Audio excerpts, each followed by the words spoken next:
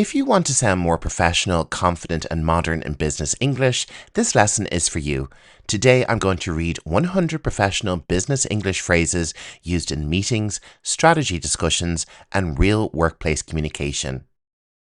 Welcome back to Learning English Pro. This is the home of Business English on YouTube, and I'm your online teacher, Jer. In this lesson, I'll read 100 modern business English phrases clearly and naturally so you can hear how professionals actually use them. Listen carefully, repeat the phrases, and practice the pronunciation and rhythm. And if you want to dive deeper and study these phrases in detail, the full guide for this lesson is available in my YouTube store for just $4.99. It's over 100 pages long, with one page for every phrase, explaining the meaning, context, grammar, and professional usage. The guide is also included for my student members of the channel. If you want to improve your business English, make sure to subscribe, like the video, and comment below with your favorite phrase. I'd love to hear from you. All right, let's begin. Phrase number 1. Let's align on this. Repeat after me. Let's align on this. Phrase number 2. Can we clarify the scope? Can we clarify the scope? Phrase number 3. I'd like to flag a concern. I'd like to flag a concern. Phrase 4. Let's circle back to this. Let's circle back to this. Phrase 5. What's the timeline on this? What's the timeline on this? Phrase 6. We need to manage expectations. We need to manage expectations. Phrase number 7. Let's take this offline. Let's take this offline. Phrase number 8. Can you walk me through that? Can you walk me through that? Phrase number 9. That's outside our current remit. That's outside our current remit. Phrase 10. Let's keep this high level. Let's keep this high level. If you want to dive deeper into any of these phrases, make sure to pick up the guide. Each phrase is explained with a context, grammar, and lots more language tips. Phrase number 11. I'll revert shortly. I'll revert shortly. Phrase number 12. Let's streamline the process. Let's streamline the process. Phrase 13. We're working toward a solution. We're working toward a solution. Phrase 14. I appreciate the transparency. I appreciate the transparency. Phrase 15. Let's action this. Let's action this. Phrase 16. We're at capacity. We're at capacity. Phrase 17. Can we prioritize this? Can we prioritize this? Phrase 18. Let's leverage our resources. Let's leverage our resources. Phrase 19. We need a data-driven approach. We need a data-driven approach. Phrase 20. That's a valid point. That's a valid point. Well done, that's already 20 phrases under your belt. Make sure to come back and listen to the video a few times. Repetition is important when learning English. Phrase 21. Let's touch base next week. Let's touch base next week. Phrase 22. We need alignment across teams. We need alignment across teams. Phrase 23. Let's mitigate the risk. Let's mitigate the risk. Phrase 24. We're exploring options. We're exploring options. Phrase 25. That's not scalable. That's not scalable. We're already a quarter of the way through. Do me a favor and like this video, and let me know which phrase so far is your favorite and which one you're most likely to use first. Let's move on to phrase 26. We need to optimize performance. We need to optimize performance. Phrase number 27. Let's drill down into the details. Let's drill down into the details. Phrase 28. We're onboarding new clients. We're onboarding new clients. Phrase 29. Can we quantify the impact? Can we quantify the impact? Phrase 30. Let's benchmark against competitors. Let's benchmark against competitors. Phrase 31. We're pivoting our strategy. We're pivoting our strategy. Phrase 32. This requires stakeholder buy-in.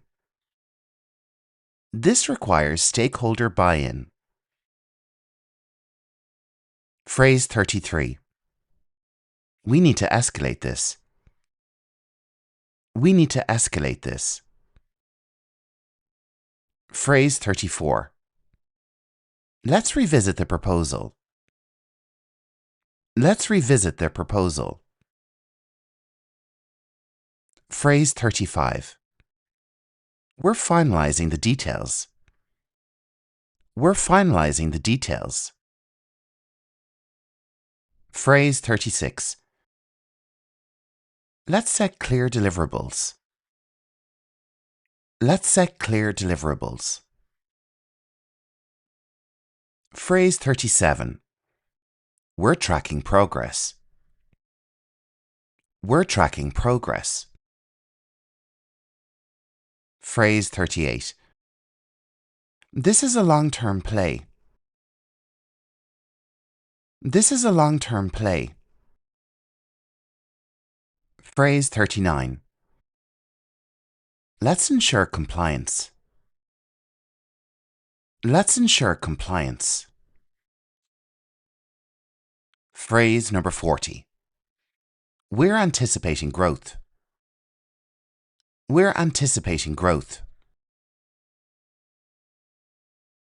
If you are finding any of these phrases a little bit complex, don't worry. You can pick up the guide for this entire lesson in my YouTube store. It's just $4.99. Each phrase has its own page with a full explainer, giving you context, grammar, and language tips. It's really, really useful and really great value. If you're a member of my student membership, you'll be able to pick up your copy over on the student membership tab right now as part of your membership. We are working our way through these phrases. Now it's time for phrase number 41. Let's allocate resources strategically. Let's allocate resources strategically. Phrase 42. We need greater visibility on this. We need greater visibility on this.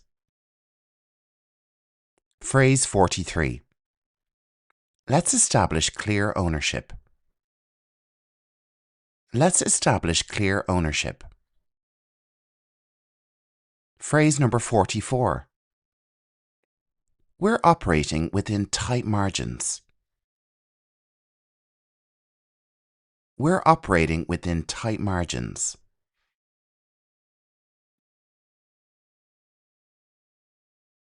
Phrase number 45.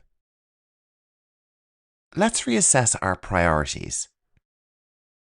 Let's reassess our priorities. Phrase number 46. We're experiencing bottlenecks.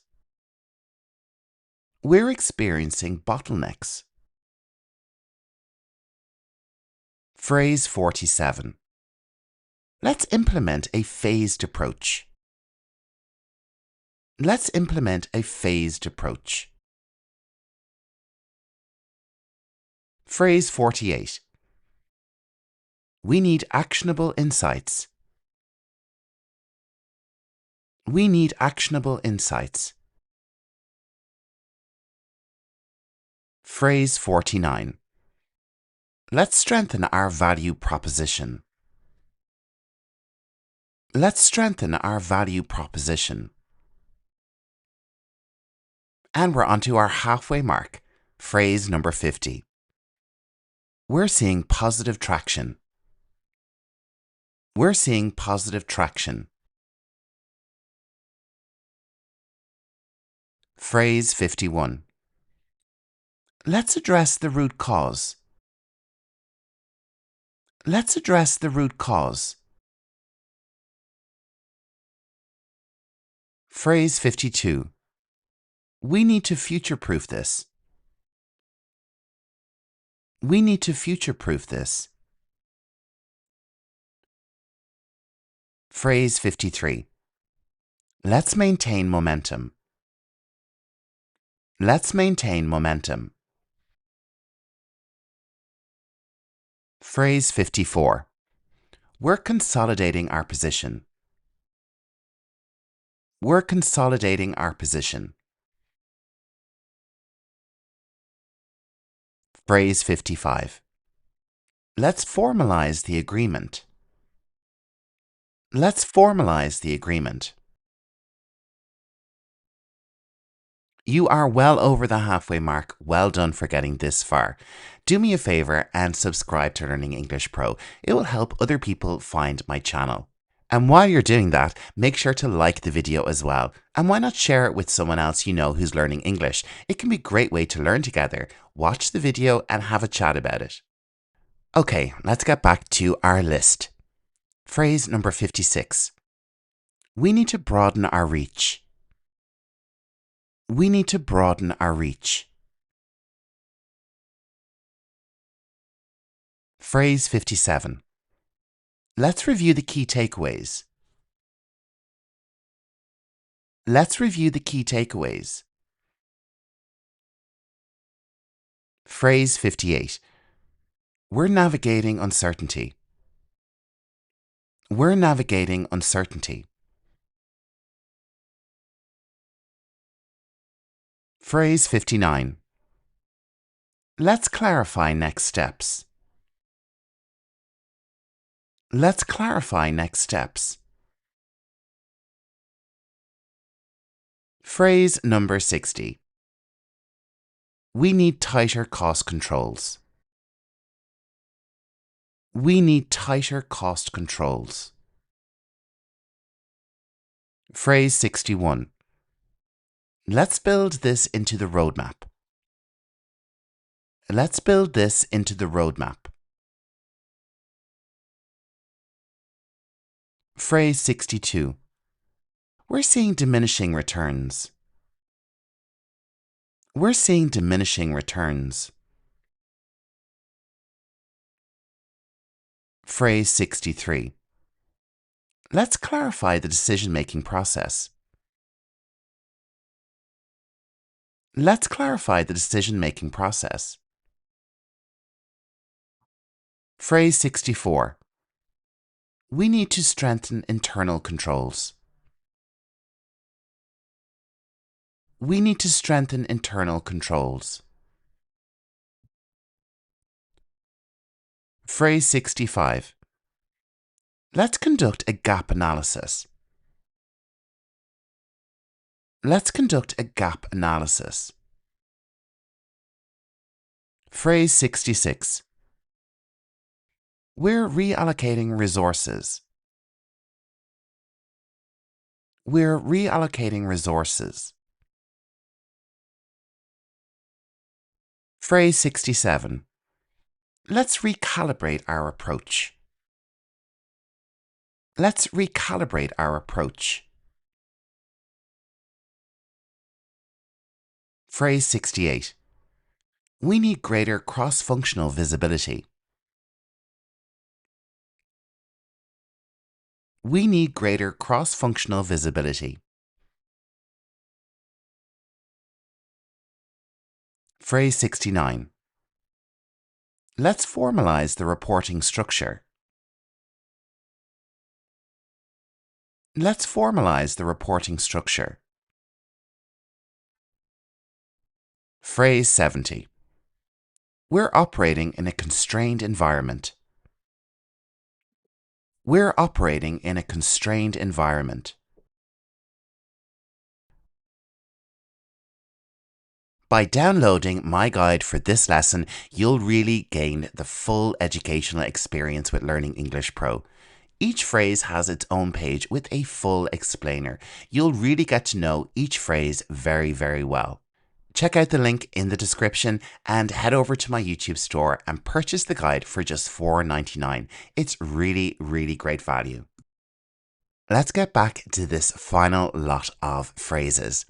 Phrase 71. Let's ensure consistency across channels.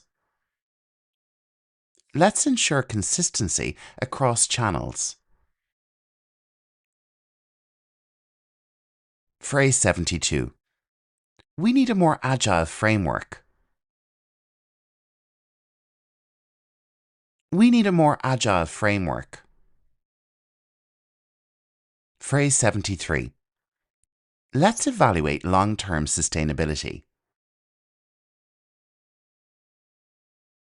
Let's evaluate long-term sustainability.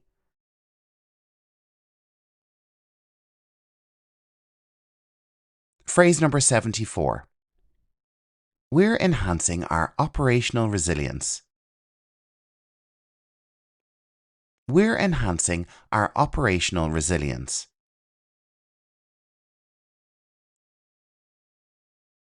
Phrase number 75.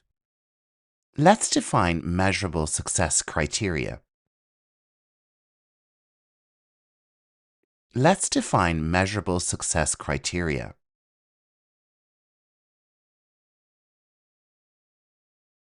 Phrase number 76. We need clearer lines of accountability. We need clearer lines of accountability. Phrase number 77. Let's stress test this model. Let's stress test this model. Phrase number 78. We're unlocking new revenue streams. We're unlocking new revenue streams. Phrase number 79. Let's create alignment around shared objectives. Let's create alignment around shared objectives.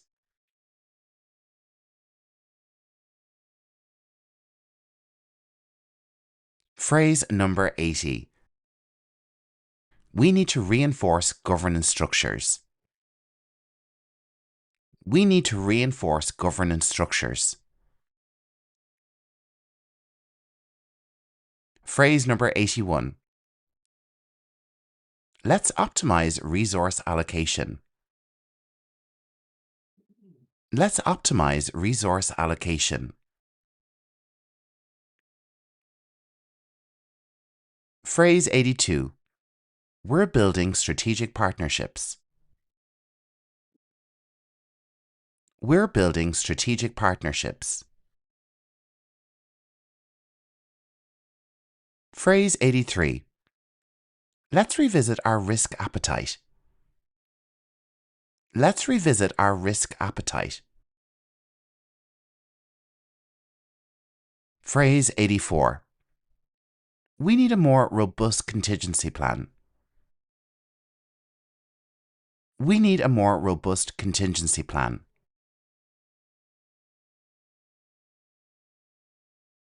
Phrase number 85. Let's ensure operational continuity. Let's ensure operational continuity.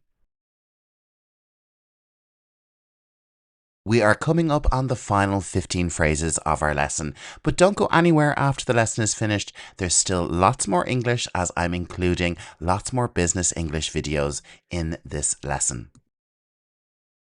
Phrase number 86. We're recalibrating performance targets. We're recalibrating performance targets. Phrase 87. Let's prioritize strategic initiatives. Let's prioritize strategic initiatives. Phrase 88. We need clearer performance benchmarks.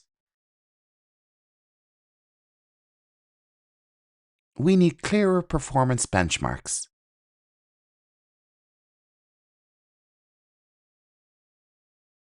Phrase 89.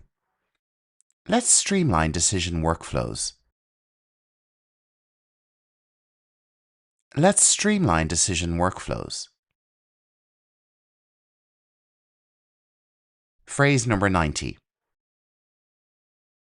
We're strengthening our compliance framework.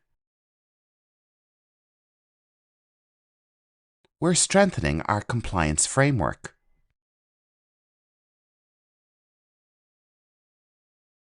Phrase 91.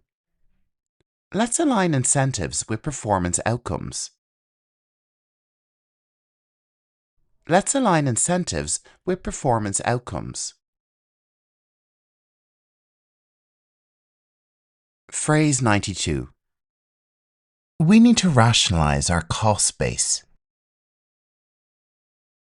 We need to rationalize our cost base. Phrase 93. Let's evaluate return across verticals. Let's evaluate return across verticals. Phrase 94. We're strengthening our market positioning. We're strengthening our market positioning. Phrase 95. Let's conduct a scenario analysis. Let's conduct a scenario analysis.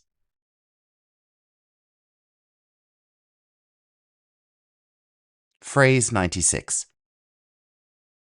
We need tighter integration across systems. We need tighter integration across systems.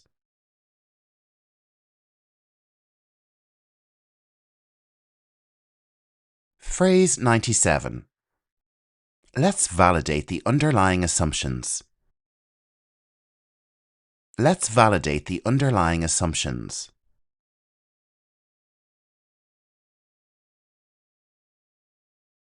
Phrase 98. We're reinforcing stakeholder confidence. We're reinforcing stakeholder confidence.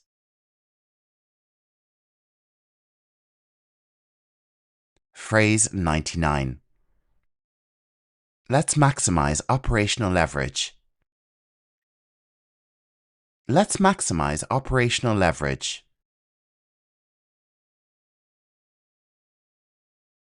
Our final phrase, well done for getting this far. Phrase 100. We're committed to delivering long-term value. We're committed to delivering long-term value. And that's 100 professional business English phrases you can start using today. If you want to study these phrases in more detail, don't forget my 100-page guide is available to you in my YouTube store for $4.99, and it's also included in my student membership of the channel. If this lesson helped you, make sure to like the video, subscribe, and tell me in the comments which phrase will you start using first. Thank you so much for learning with me. Don't go anywhere, our next batch of business English phrases are coming right up. Do you ever feel lost when people start talking about business budgets, cash flow, or profit margins? Don't worry, by the end of this lesson, you'll have 30 essential terms that will make you sound more confident in any business conversation. Hi, I'm Jer and welcome to Learning English Pro, the channel where you level up your business and professional English step by step. Here's how today's lesson works. I'll give you 30 key terms with a short definition and an example sentence. Listen carefully to how I say each term and example, then repeat after me to practice your pronunciation. And here's your 30-day challenge. Every day, pick one of these terms, use it in conversation, notice it in English language media, and make it your English word of the day. By the end of the month, you'll have mastered all 30 terms. If you're joining the challenge, write challenge accepted in the comments below so I know you're in. And for my lovely student members of my channel, there's a full guide available with everything from today's lesson, all 30 terms, plus language tips, practice activities, discussion prompts, idioms, and informal expressions from real business English conversations. There's also number and pronunciation exercises, and even the 30-day vocabulary challenge is included to keep you on track. Student membership is only $4.99 a month, and with every new English lesson, you get a brand new PDF guide or worksheet. You also get access to my entire learning library of over 85 guides, 300 plus members only English lessons, and priority on your video requests. If you just want today's guide, it's also available on the YouTube store. Okay, enough business. Let's get down to our 30 terms for budgeting and cash flow. And the first term we will cover today is budget. Repeat after me. Budget. A budget is a financial plan that estimates income and expenses for a particular period. Let's take a look at our example sentence. We need to set a budget for next quarter's projects.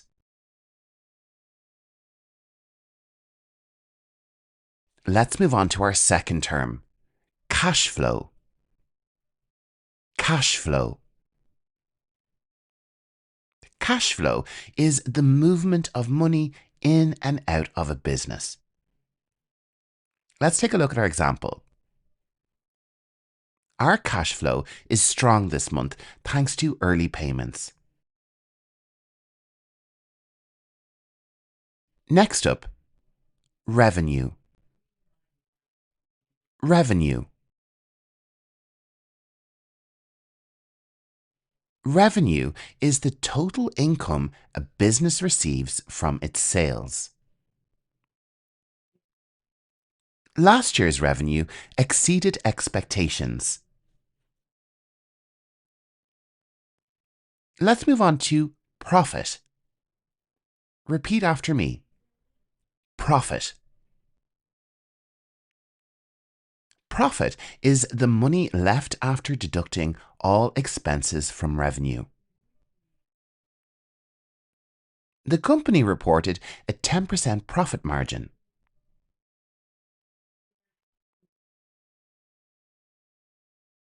Our fifth term is loss. Loss. A loss is when expenses are greater than income. Let's check out our example phrase. The firm recorded a net loss in the second quarter.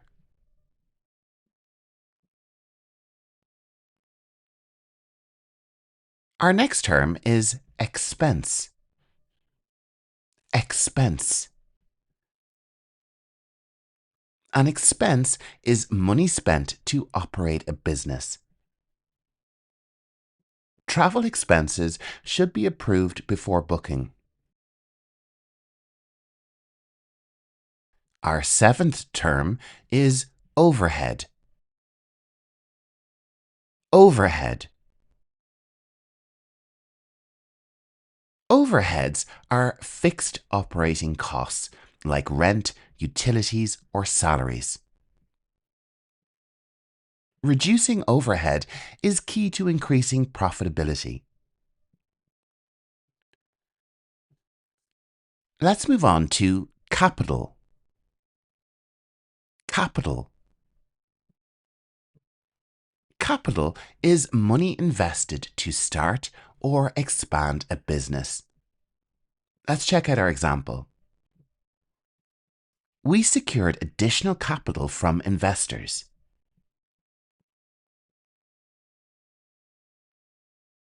Term number 9. Asset. Asset. An asset is something valuable owned by a company, like cash or equipment. Our example phrase is, property is the company's most valuable asset.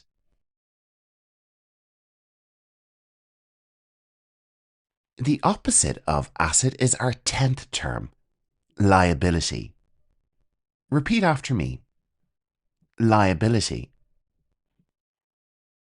Liability is money owed or obligations to others. The business reduced its liabilities last year.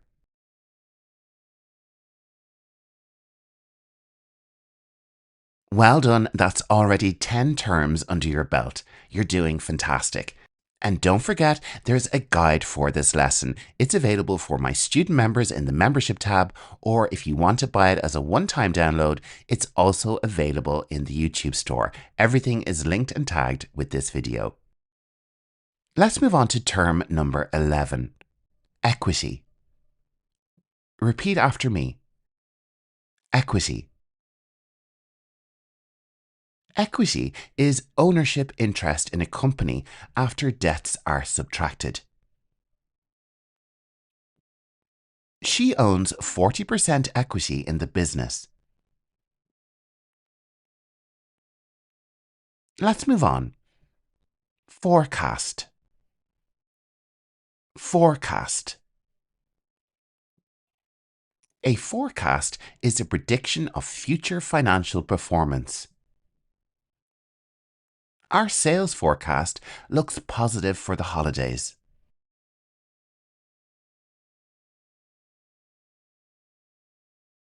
Our next term is break-even point. Break-even point. A break-even point is when revenue equals costs, when a company has no profit or loss. We expect to reach the break-even point by year 3.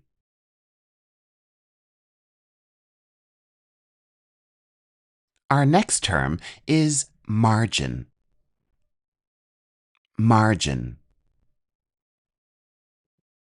A margin is the difference between cost and selling price. Let's check out our example. We maintain a 25% profit margin on electronics. And we're halfway through our list. We're at term number 15. Liquidity.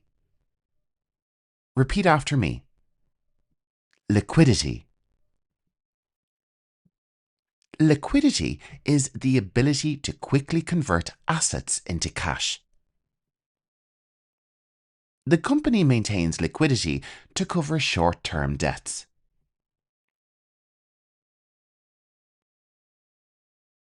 Let's move on to working capital. Working capital. Working capital is the current assets minus current liabilities. We have enough working capital to fund operations. Term number 17. Operating costs. Repeat after me. Operating costs. These are expenses needed to run daily business activities. Operating costs have risen due to energy prices.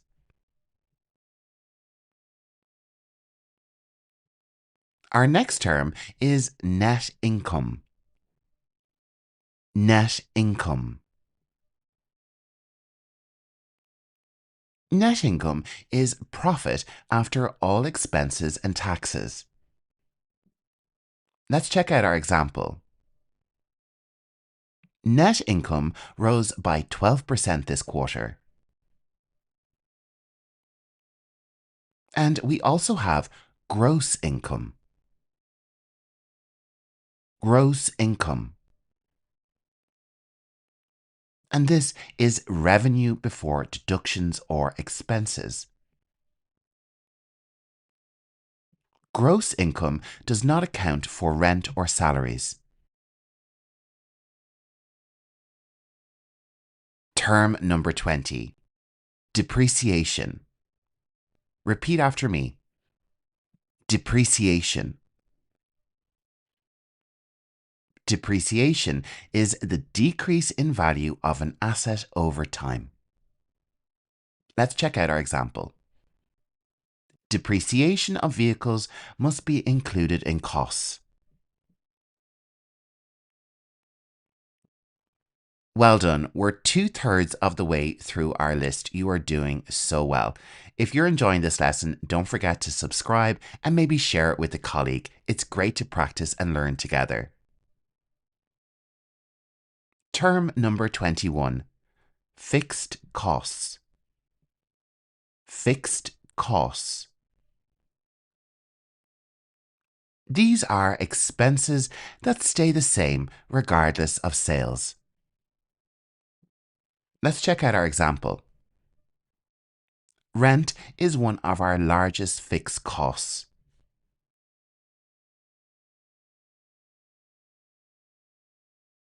There is also variable costs. Variable costs. These are expenses that change depending on production or sales. Raw materials are typical variable costs.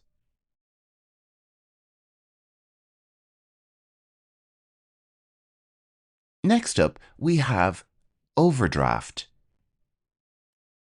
Overdraft. An overdraft is permission to withdraw more money than is in an account. Let's check out our sentence. We negotiated a higher overdraft limit with the bank. Next up, we have cash reserve. Cash reserve. This is money set aside for emergencies or future needs. We always keep a cash reserve for unexpected expenses. Let's move on to invoice. Invoice. An invoice is a document requesting payment for goods or services. Please send the invoice by the end of the week.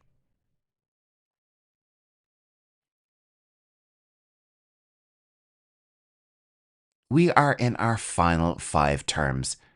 Next up, we have accounts payable. Repeat after me. Accounts payable. Accounts payable is money a company owes to suppliers. Accounts payable must be settled within 30 days. Term 27 is accounts receivable. Accounts receivable. And this is money owed to a company by its customers. Our example is, Our accounts receivable are higher than expected. Next up, we have payment terms. Payment terms. Payment terms are the agreed conditions for paying invoices. Our example sentences: the client requested extended payment terms.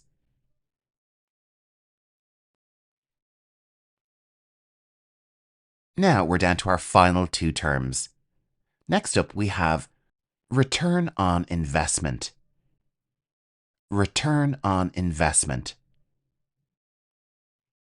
And this is commonly abbreviated to ROI.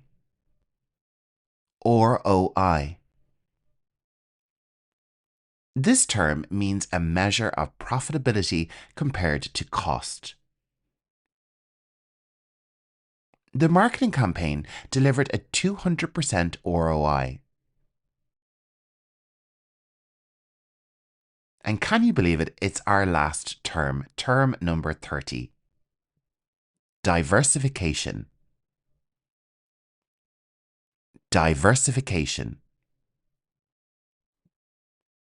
Diversification is spreading investments or revenue sources to reduce risk.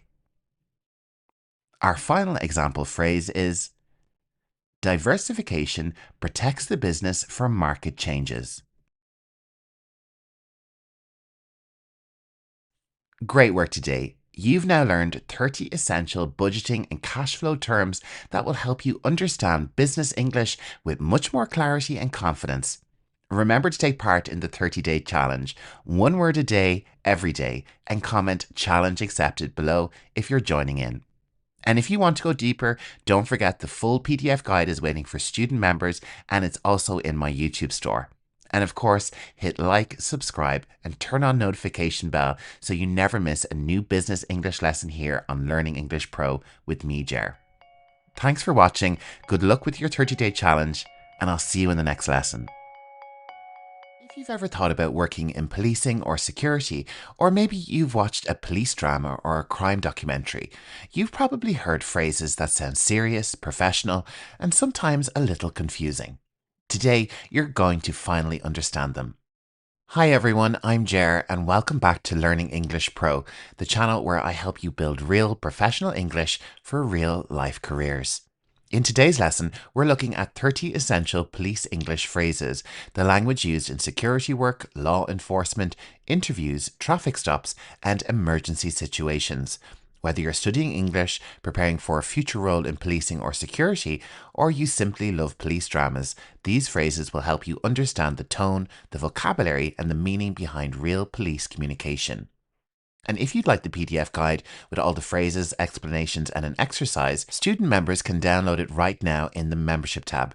You can also get it on my YouTube store for just $4.99 if you prefer the standalone version. Before we start, make sure to hit the like and subscribe button and drop me a comment telling me what area of English you'd like me to cover next. Okay, let's get started.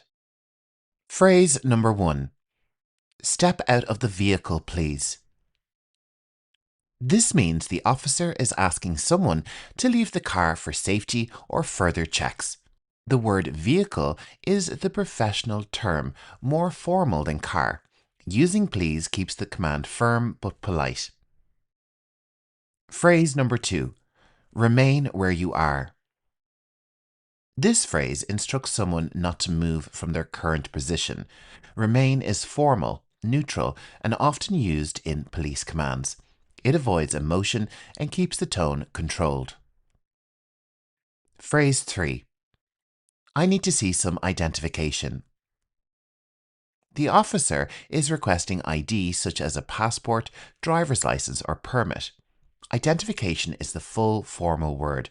Avoid saying ID card unless referring to a specific type. Using I need makes the request firm, not optional. Phrase number 4. Are you carrying anything sharp? This checks for items that could cause injury during a search. The word carrying suggests the object is on the person, not in a distant location. It's a standard safety question before physical contact. Phrase number 5. Please keep your hands visible. This means the officer wants to easily see the person's hands.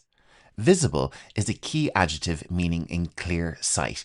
It's used in professional safety instructions. Phrase number 6. You are not under arrest. This reassures someone they are not being detained. The phrase under arrest is a fixed legal expression, always used exactly like this. It clarifies legal status quickly. Phrase 7. You are being detained for questioning. This means the person must stay with police temporarily. Detained is softer than arrested and refers to limited controlled holding. It's important for describing the exact legal stage. Phrase number 8. Do you understand your rights? This checks comprehension of legal information just explained. Rights refers to legal protections, not privileges. Asking this question ensures procedural fairness. Phrase number 9. I'm issuing you a warning. The officer here is giving an official verbal notice, not a penalty. Issuing is a formal verb often used with documents or penalties. It signals something being recorded or recognized. Phrase number 10. Well done for getting this far. License and registration, please. This is a routine request during traffic stops. Registration refers to the official document linking the vehicle to the owner. The phrasing is short because officers repeat it frequently. Phrase number 11. We need to search your property. This means police require access to a house, car, or other belongings. Property is a broad legal term covering all owned items. In serious cases, it usually follows a warrant. If you're enjoying this lesson, make sure to pick up the PDF guide that comes along with it. It's available right now in my YouTube store. It's also tagged with this video. It contains all the content from today's lesson, along with an additional glossary and a matching exercise for a full, complete learning experience. Or become a student member of my channel and get it as part of your membership in the membership tab right now. All links are in the video description. Phrase number 12. I need you to step back. This asks someone to move away for safety or visibility. The phrasal verb step back gives a clearer physical instruction than move. It's direct but non-aggressive. Phrase 13. Drop the weapon. This orders someone to let go of a dangerous object. The verb drop is fast, urgent, and understood instantly. No extra words are used. Simplicity increases safety. Phrase number 14. Put your hands behind your back. This is typically used during an arrest. The preposition behind provides a clear and exact physical direction. Officers avoid ambiguous phrasing in these kind of situations. Phrase 15. You're free to go. This releases someone from police interaction. Free signals there are no restrictions remaining. It's a standard closing phrase after checks. Phrase number 16. I'm taking a statement. This means the officer is recording the person's version of events. Statement is the official term for this written or recorded account. It suggests formality and accuracy. Phrase 17. Please describe what you saw. The officer is asking for eyewitness information. The verb describe requires detail rather than opinion. It's a neutral request, avoiding leading language. Phrase 18. This area is being secured.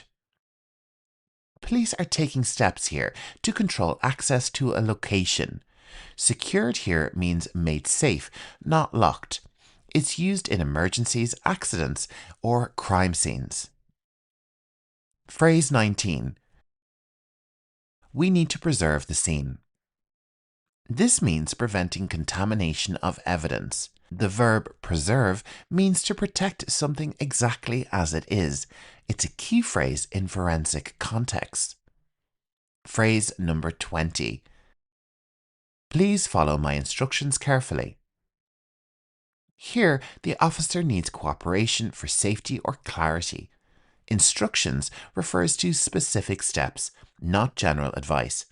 Adding carefully softens the command. If you're enjoying this professional English class on policing English, make sure to subscribe to Learning English Pro, the home of professional English on YouTube. And if you have an idea for a lesson, let me know in the comments. I'd love to hear from you. Okay, back to the lesson. Phrase 21. You'll need to file a report. This tells someone they must formally document an incident. File is the verb used for official paperwork. It implies a legal process. Phrase 22. We're conducting an investigation. This means police are gathering information about a crime or incident. Conducting is formal and professional, commonly used with official processes. It gives a sense of structure. Phrase 23. You match the description. This means that a person looks familiar to a witness's report. Description usually refers to clothing, height, or distinctive features. It's factual, not an accusation. Phrase 24. This is a routine check. The officer here is explaining there is no specific suspicion. Routine reassures the person that the action is standard procedure. It can lower the tension. Phrase 25. We're reviewing the CCTV footage. In this statement, it is being put across that police are examining recorded video evidence. Footage is the correct word for video recordings, not recording or tape. It's widely used in law enforcement. Phrase 26. Stay calm and do as instructed. This phrase is used in emergencies to maintain safety. The phrase do as instructed is formal and clear. It avoids confusion when quick action is needed. Phrase 27. We need to collect evidence. This means gathering physical or digital proof. Evidence is an uncountable noun in English. You don't say evidences. It's central to legal accuracy. Phrase 28. You will be required to appear in court. This means the person must attend a legal hearing. Required signals obligation, not choice. It's a set phrase in legal communication. Our penultimate phrase, phrase 29. You must comply with this order. Police are telling someone they must follow a legal instruction. The verb comply means to obey a rule or authority. It's formal and strong without aggression. Our final phrase, phrase 30. This conversation is being recorded. This phrase informs a person that their words are officially documented. Recorded is used in a legal sense, not personal or casual recording. It ensures transparency and fairness. And that brings us to the end of our 30 police English phrases. If you're learning English for a future career in policing, security, or emergency response, or you simply enjoy understanding the language behind crime shows, you now have the essential phrases you'll hear over and over again. If you want the full written guide with all 30 phrases and content from today's lesson, along with practice exercises and additional glossary, student members can download it right now in the membership tab. The standalone PDF is also available on my YouTube store for $4.99. All links are in the video description. And make sure and tell me in the comments which area of professional English you want next. Your suggestions shape the direction of the channel. I'm Jer, and this is Learning English Pro. Thanks for watching, take care, and I'll see you in the next lesson.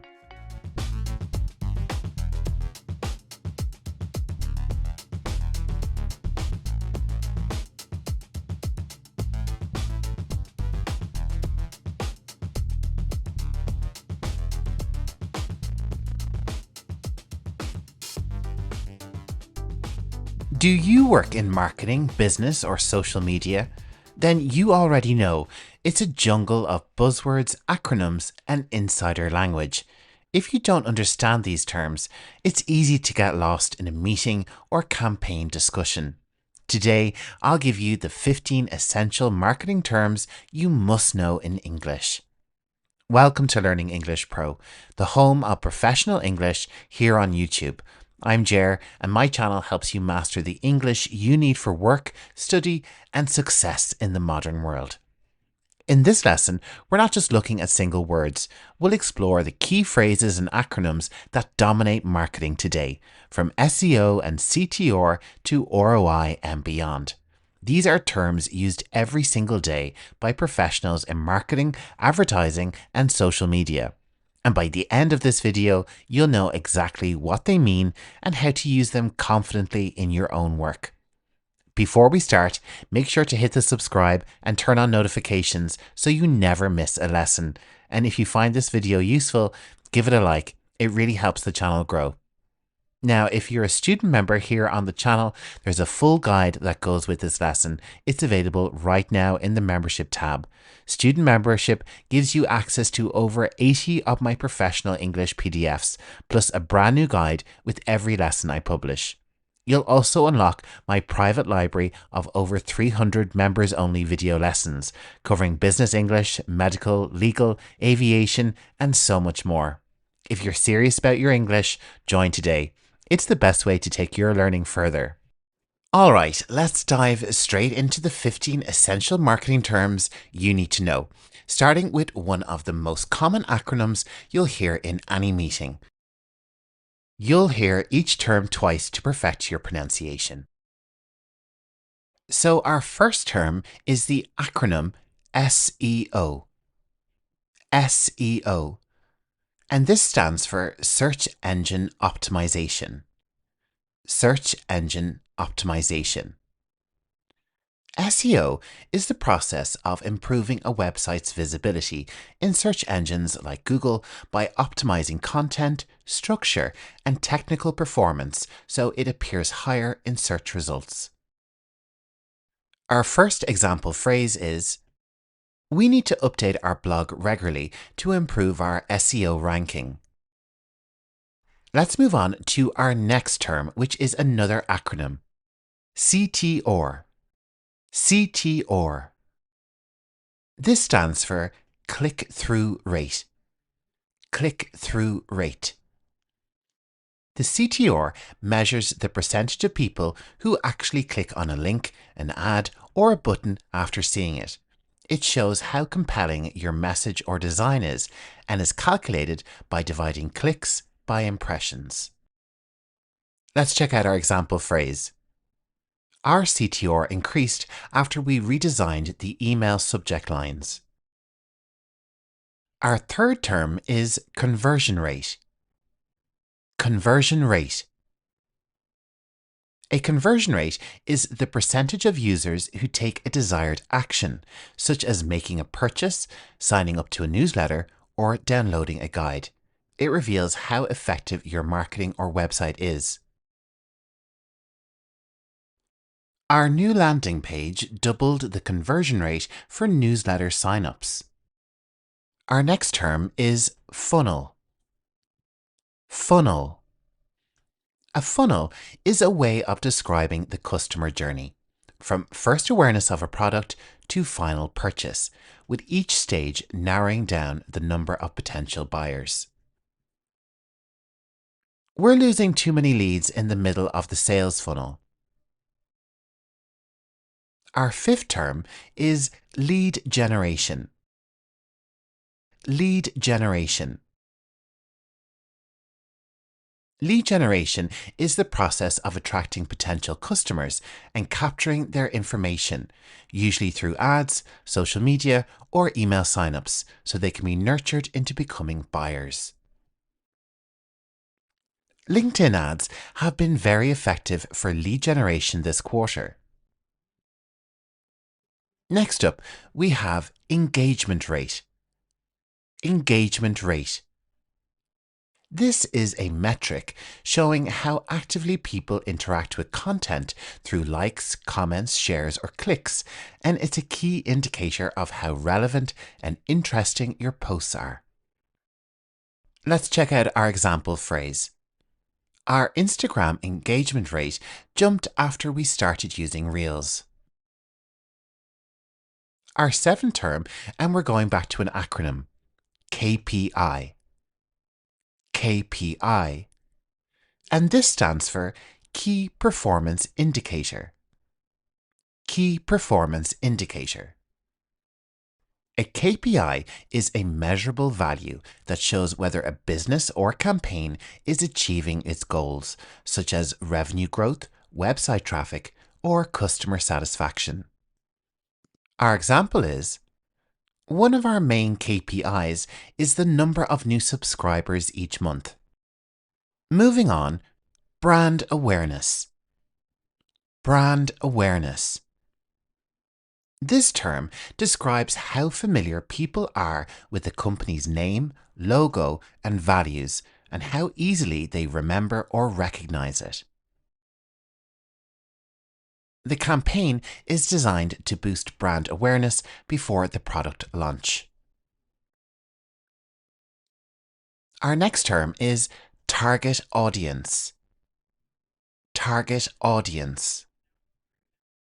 A target audience is the specific group of people or demographic most likely to be interested in your product or service. They're defined by factors like age, location, profession, or interests. Our target audience for this campaign is young professionals in tech. Can you believe we're already on our 10th term? Don't forget to like and subscribe. Our 10th term is content marketing. Content marketing. This is a strategy of creating and sharing useful, educational, or entertaining material to attract customers and build long-term trust. A strong content marketing strategy helps us build long-term trust with clients. Our 11th term is A/B testing. A/B testing. If you're a YouTuber, you're familiar with this term. A/B testing is when you run two versions of content, like a thumbnail for a YouTube video, with small differences to see which performs better. We used A/B testing on two headlines to decide which one gets more clicks. Let's move on. ROI. ROI. This acronym stands for Return on Investment. Return on Investment.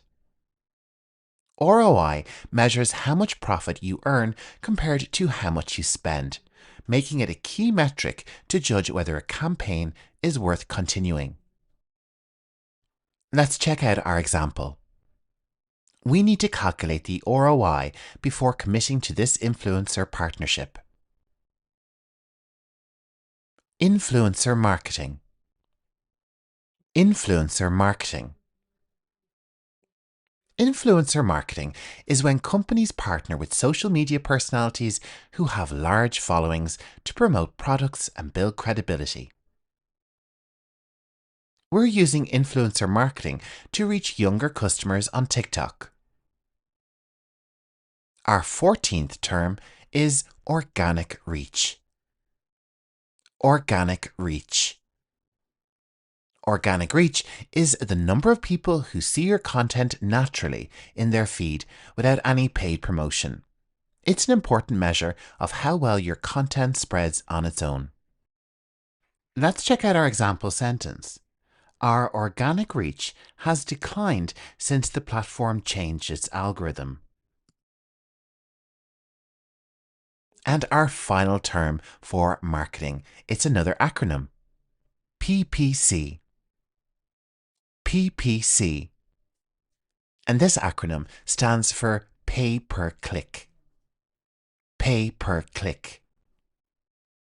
This is an online advertising model where businesses pay only when someone clicks on their ad, making it a cost-efficient way to drive traffic if managed well.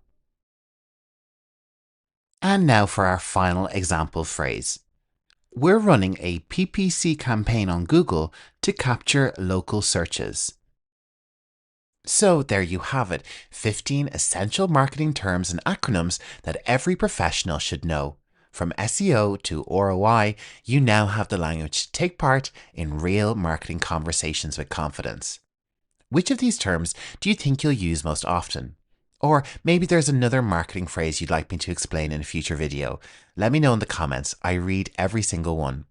And don't forget, if you're a student member, you already have access to the full PDF guide for this lesson. It's waiting for you right now in the membership tab, along with over 80 other guides and more than 300 members-only video lessons.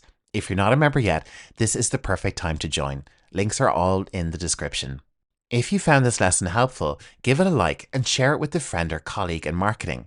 And of course, hit subscribe so you don't miss the next professional English lesson here on Learning English Pro. Thanks for joining me today.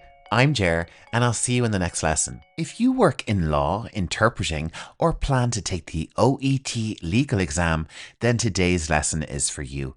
We're going to look at 15 essential courtroom vocabulary terms in English that lawyers, judges, and staff use every day inside a courtroom.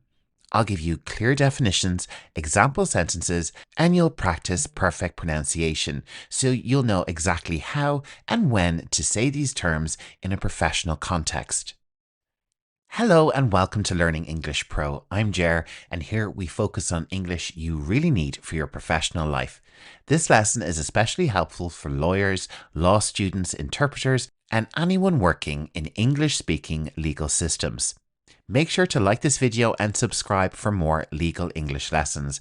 And if you'd like the full guide for this lesson, it's available right now to my student members in the membership tab. Or you can pick it up as a one-time download in the YouTube store for just $1.99. The guide includes everything from today's lesson, plus an additional bonus glossary and a practice exercise to test yourself. Okay, let's get started on our first term. And first up, we have plaintiff. Repeat after me. Plaintiff. A plaintiff is the person or party who starts a legal case in civil court. Let's look at our example sentence. The plaintiff is seeking damages for breach of contract. Let's move on to our second term, defendant. Defendant. The defendant is the person or party accused or sued in court. The defendant pleaded not guilty to the charges. Next up, our term is judge. Judge. Let's check out our definition. The judge is the official who leads the courtroom. They ensure procedures follow the law and sometimes decide the outcomes. Let's check out our example sentence. The judge will now give the jury instructions. Our fourth term is jury. Repeat after me. Jury. The jury is a group of citizens selected to decide the facts of a case and deliver a verdict. The jury found the defendant guilty. Let's move on to bailiff. Bailiff. A bailiff is a court officer responsible for maintaining order and assisting the judge. Let's check out our example sentence. The bailiff asked everyone to rise as the judge entered. Another person you may encounter in a courtroom is a witness. Repeat after me. Witness. A witness is a person who gives evidence in court under oath. The witness testified about what they saw on the night. Moving on, we also have testimony. Testimony. A testimony is the formal statement or evidence given by a witness under oath. Let's check out our example sentence. Her testimony supported the plaintiff's version of events. If you're enjoying this lesson and want to dive even deeper into the vocabulary, check out the guide that comes with this lesson. It's available on the YouTube store for just $1.99. If you're a student member of Learning English Pro, you'll get it as part of your membership, and it's available right now on the membership tab. Let's move on to our 8th term, evidence. Repeat after me. Evidence. So, evidence includes documents, objects, or testimony presented to prove or disprove a fact in court. Let's check out our example. The lawyer introduced new evidence in the trial. A word you may commonly hear in a court case is objection. Objection. An objection is when a lawyer protests against a question or statement during trial. Let's check out our example. Objection, Your Honor, the question is leading. Another word you may hear is sustained. Sustained.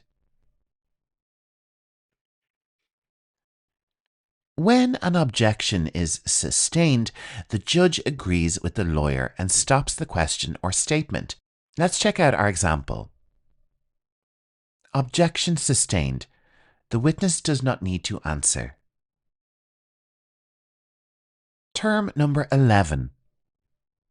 Overruled. Overruled.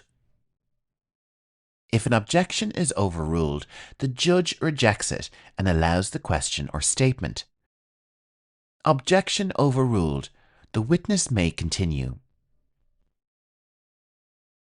If you're enjoying this lesson, make sure to give it a like and subscribe to Learning English Pro for lots more professional English.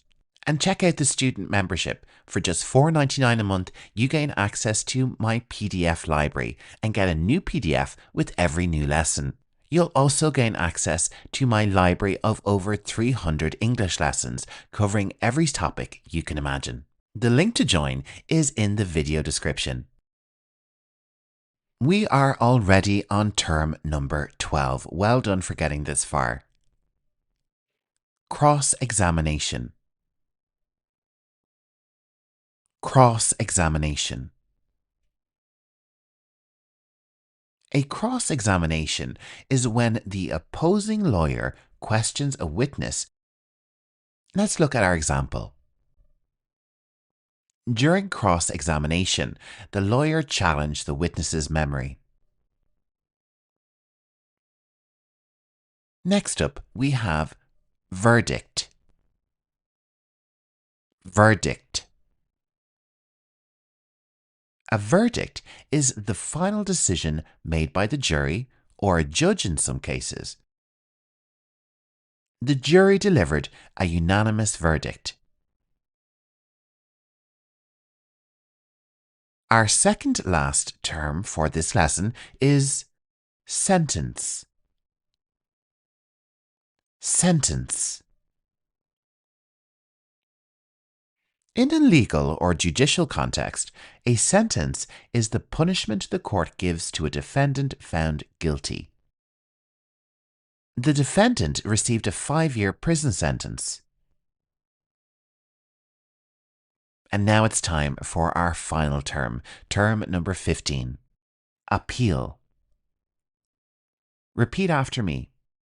Appeal. An appeal is a request to a higher court to review and possibly change the decision of a lower court. Let's check out our final example sentence. The defense filed an appeal after the trial. Well done! You've just learned 15 essential courtroom vocabulary terms that will help you feel more confident in trials, hearings, and legal discussions.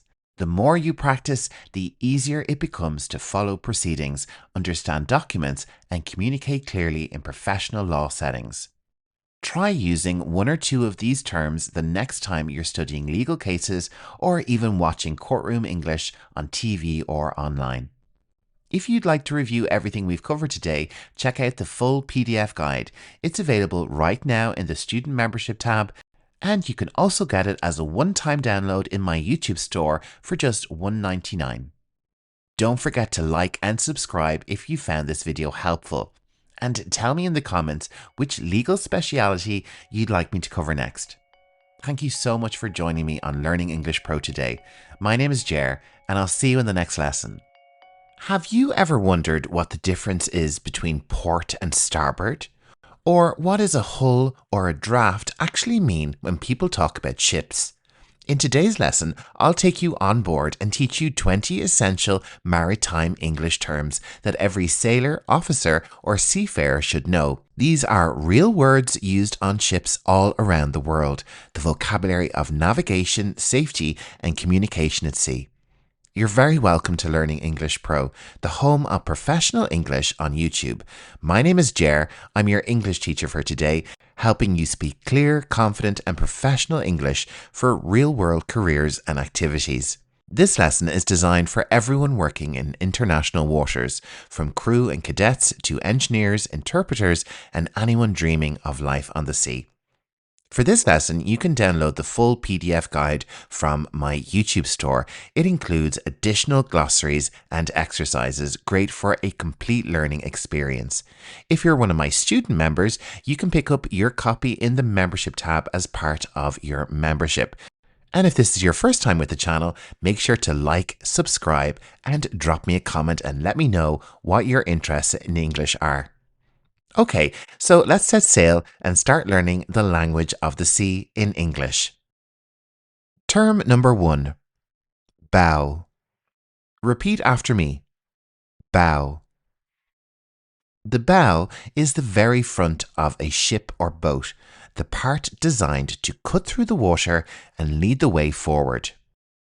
Now, let's take a look at our first example sentence. The crew gathered at the bow to secure the anchor. Term number 2. Stern. Stern. The stern is the rear section of the vessel, the opposite of the bow. It's usually where the propellers, rudder, and the ship's name are located. Our example sentence. Life rings are stored near the stern for emergencies. Term number 3. Port.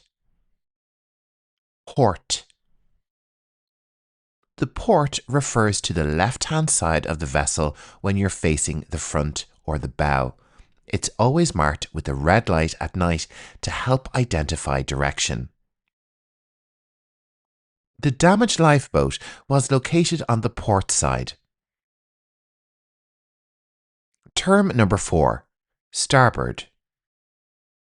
Starboard. Starboard is the right-hand side of the vessel when facing forward. It's marked by a green light and is used constantly in navigation and communication. The starboard engine was running at full power. Term number 5. Bridge. Repeat after me. Bridge. The bridge is the ship's command center, where all navigation, steering, and communication take place. It's where the captain and officers monitor instruments like the radar. Let's check out our example sentence. The captain is currently on the bridge monitoring radar. Term number 6. Draft. Draft. The draft measures how deeply a ship sits in the water. It's the distance between the waterline and the lowest point of the ship's keel. Let's check out our example. The vessel has too deep a draft to enter the shallow harbour. Term number 7. Mooring. Mooring. Mooring means securing the ship to something solid, like a dock, a quay, or a buoy, using ropes or chains. We completed mooring operations at sunrise. If you're enjoying this lesson, make sure to check out the PDF guide that comes with it. It contains all the vocabulary from today's lesson, along with additional glossaries for Navy and for fishing. Really useful for anyone on the sea. You can pick it up in my YouTube store or as part of the student membership. Everything is linked in the video description. Term number 8. Anchor. Repeat after me. Anchor. An anchor is a heavy metal object lowered to the seabed to keep a ship from drifting. It grips the ocean floor and holds the vessel in place. Let's check out our example sentence. The crew dropped anchor before the storm hit. Term number 9. Bulkhead. Bulkhead. A bulkhead is a vertical wall inside the ship that divides it into sections. Many bulkheads are watertight, meaning they stop water from flooding the ship if there's a leak or damage. The watertight bulkheads prevent flooding from spreading. Term number 10, we're already halfway through. Well done. Deck. Deck. The deck is a flat horizontal surface, like the floor of the ship. There can be several decks, each with a different purpose. Let's check out our example sentence. Passengers were asked to stay on the main deck during departure. Term number 11. Galley. Galley. The galley is the ship's kitchen, a compact space where meals are prepared and cooked. Hot meals are served daily from the galley. Term number 12. Helm. Helm. The helm is where the ship is steered, the wheel or tiller that controls its direction. Our example sentence is, take the helm while I check the charts. Term number 13. Knot. Knot. A knot is the standard maritime measurement of speed. 1 knot equals 1 nautical mile per hour. That's about 1.85 kilometers.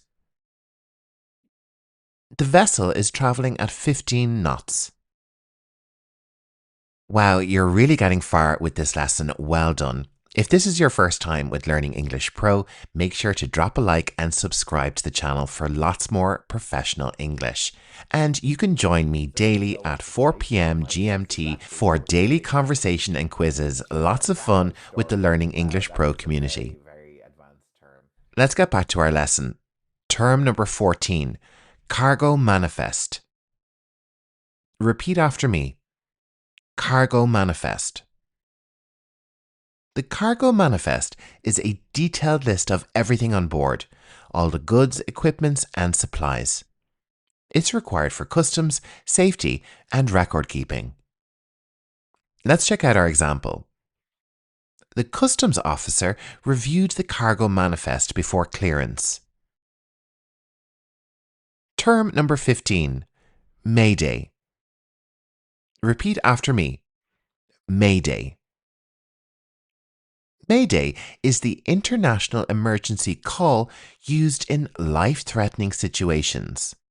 When a crew sends a mayday, every nearby vessel is required to listen and assist if possible.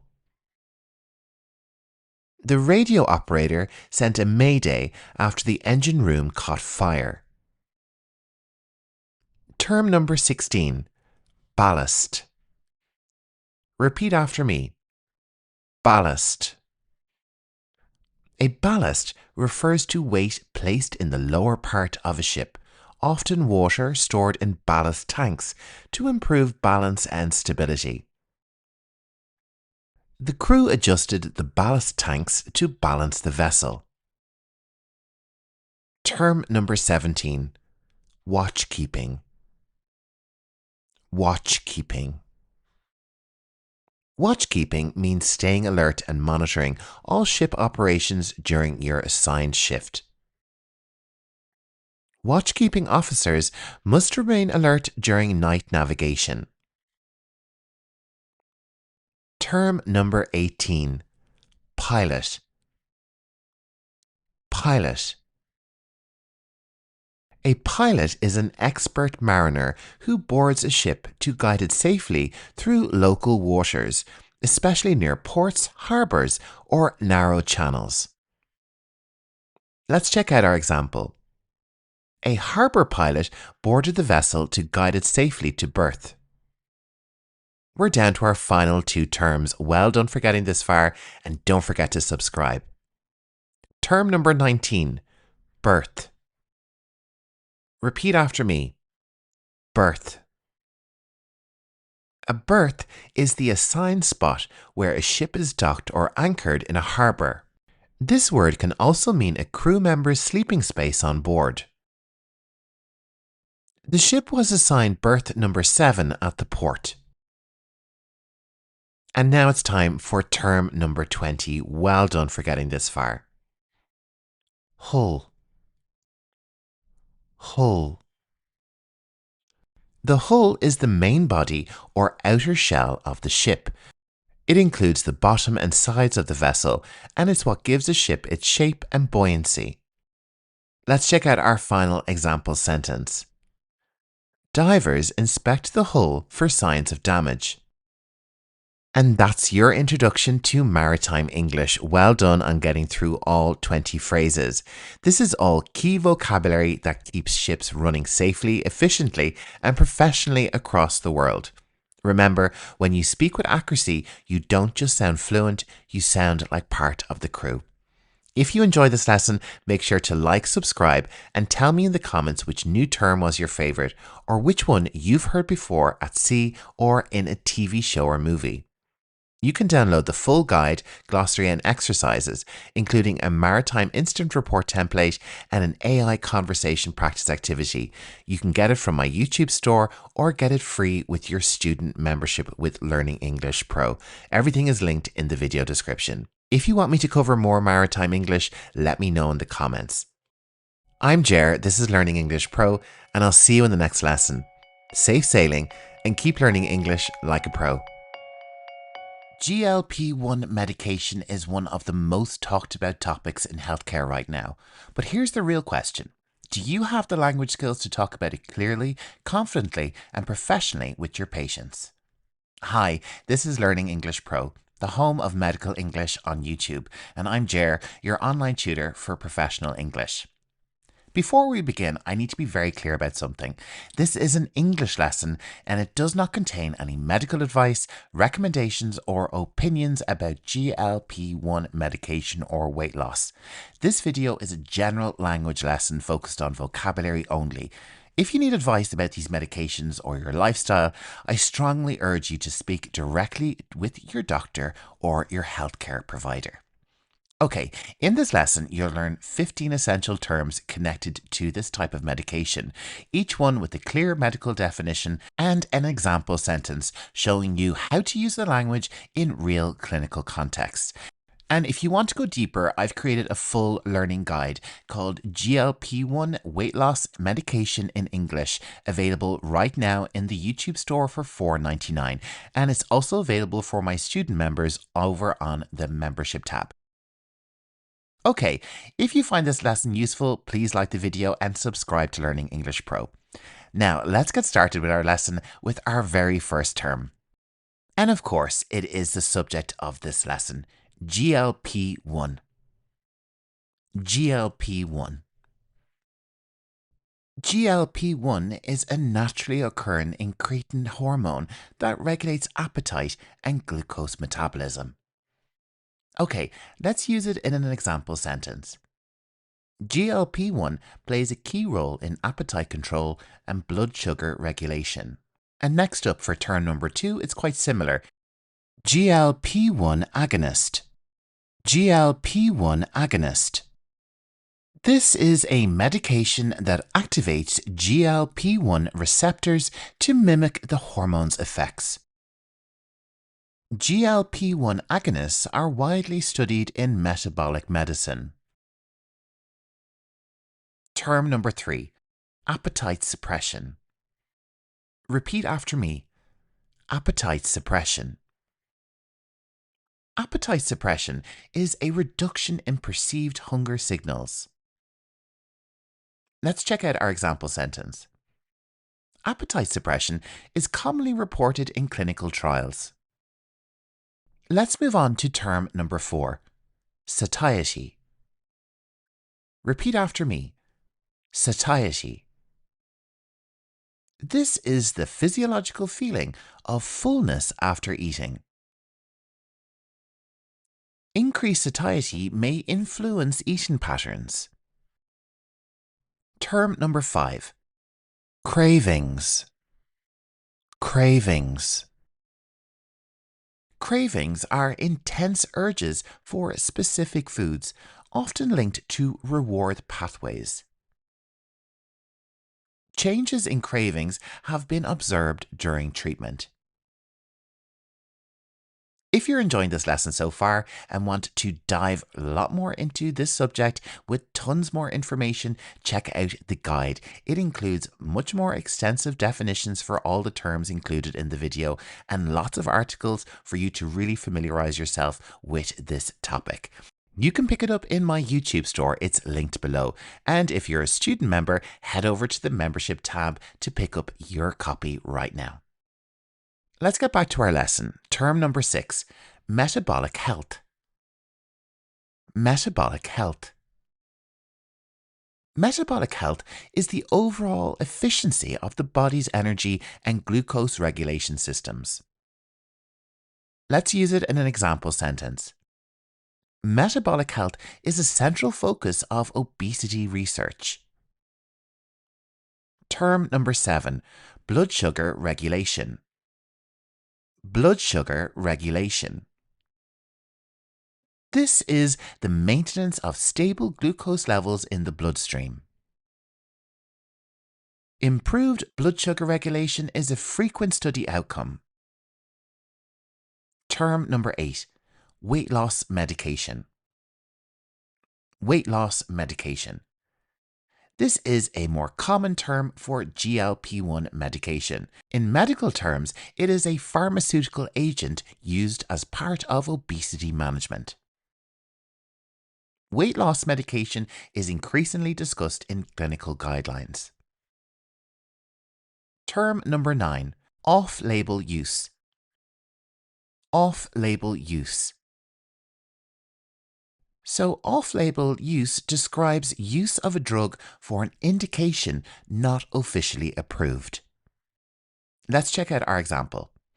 Off-label use raises important ethical and regulatory questions. We're already at term number 10. Well done for getting this far. Lifestyle modification. Lifestyle modification. Lifestyle modification is all about structured changes to diet, activity, and daily habits. Lifestyle modification remains a foundation of care. If you're enjoying this visit to Learning English Pro, why not join my student membership? You'll get the PDF guide for this lesson and every other PDF guide I have produced. There's over 90 right now. You'll also gain access to over 300 of my student member only videos. Lots and lots of English topics for you to dive into and explore endlessly. You can join the student membership. It's linked below in the description. It's just $4.99 per month. I look forward to seeing you there. Let's move on to term number 11, side effects. Side effects. This term relates to unintended physiological responses to a treatment. Side effects are documented during post-marketing surveillance. Term number 12 is really important in this topic. Tolerance. Tolerance. Tolerance is all about a reduced physiological response to a medication over time. Let's check out our example sentence. Some patients may develop tolerance with prolonged exposure. Term number 13. Long-term use. Long-term use. And of course, long-term use is all about continued use of a treatment over an extended period. Long-term use is evaluated in follow-up studies. Now we're almost at the end. Term number 14. Weight regain. Weight regain. Weight regain is the return of lost body weight after initial reduction. Weight regain is often discussed in outcome reviews. And now our final term for this lesson, term number 15. Wellness trend. Wellness trend. A wellness trend is a widespread cultural movement toward a specific health approach.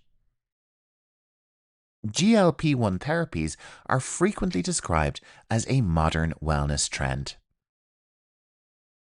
And that brings us to the end of our 15 key terms for understanding the language around GLP-1 and weight loss medication. Well done for completing the lesson. Today wasn't about treatment or choices, it was about communication, because in healthcare, the right words matter just as much as the right knowledge.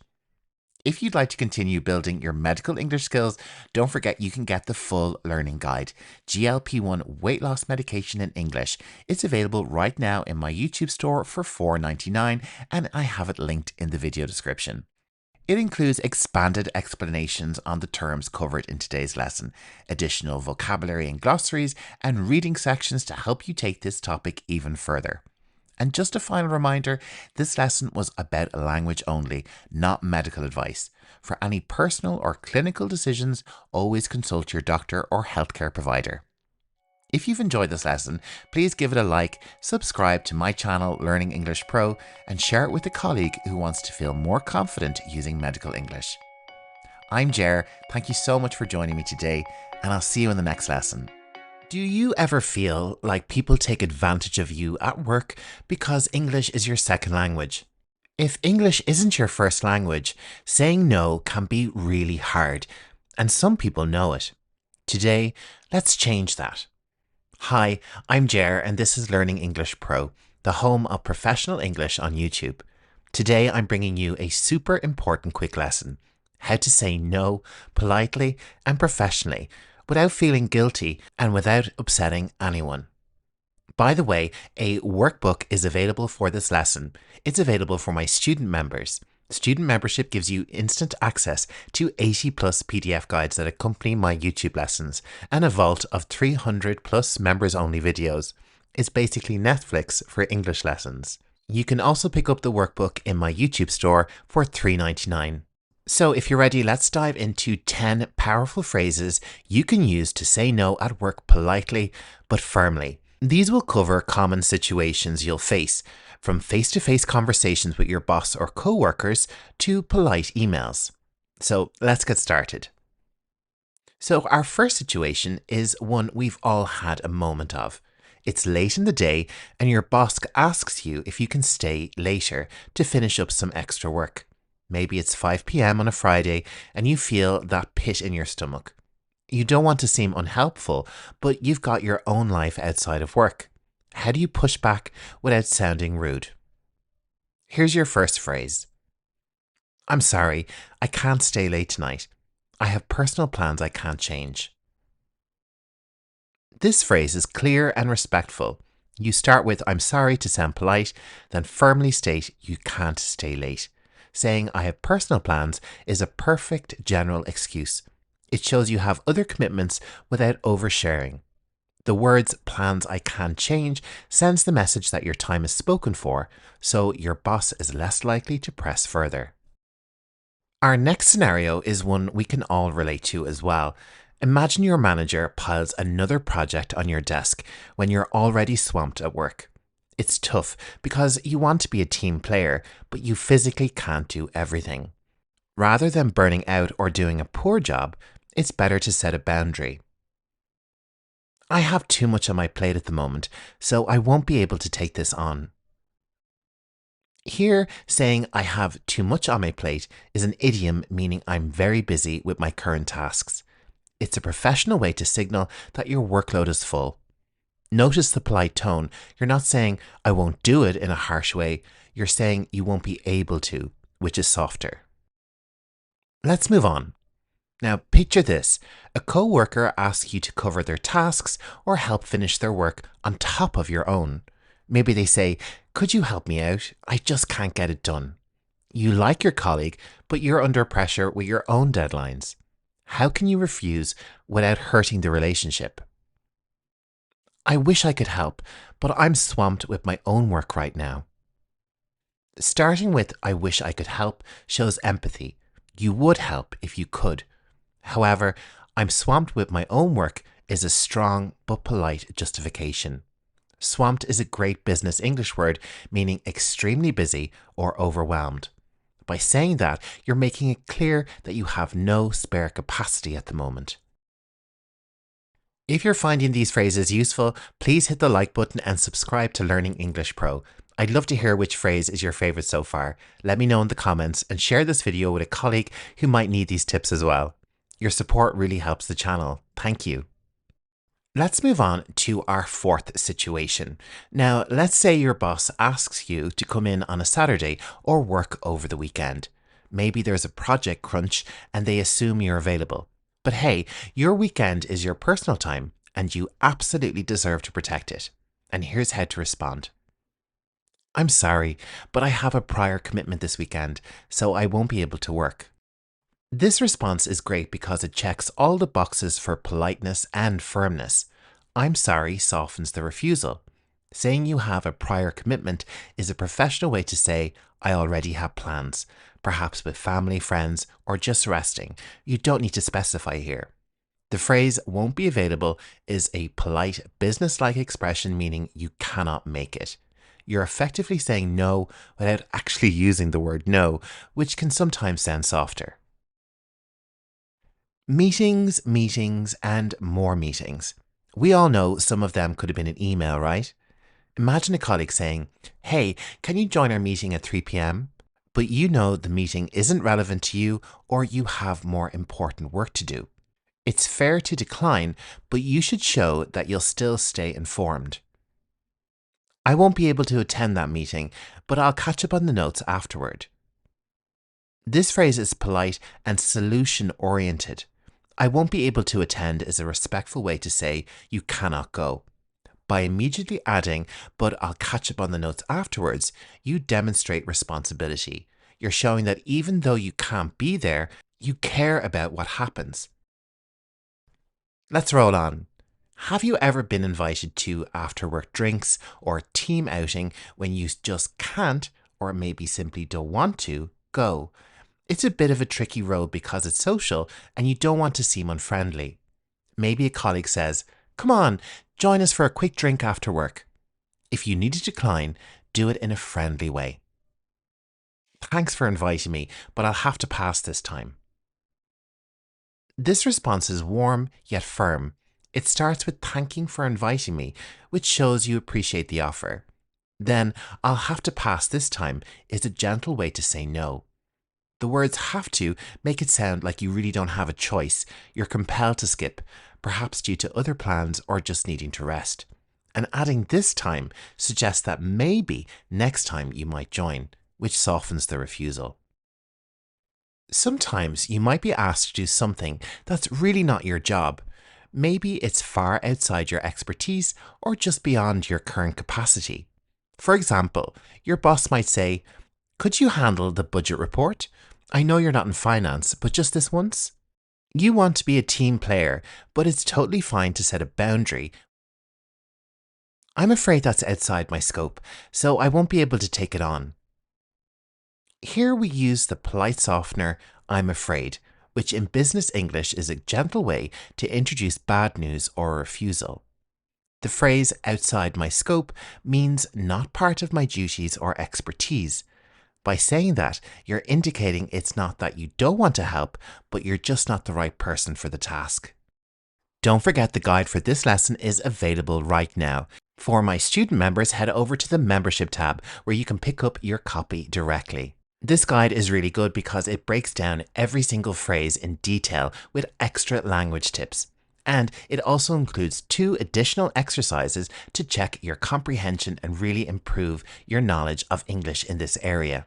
It's available right now on my YouTube store for just $3.99. The link to join my membership and the link for the guide is available in my video description below. Our final 3 phrases are great for using in email responses when you have to decline or refuse something. I'm including these because a lot of our professional communication happens in writing. Have you ever opened your inbox to find a meeting invite for a time you just can't do? Maybe someone from another department invites you to a meeting that conflicts with your schedule. You need to decline politely over email. Here's an example of what you could say.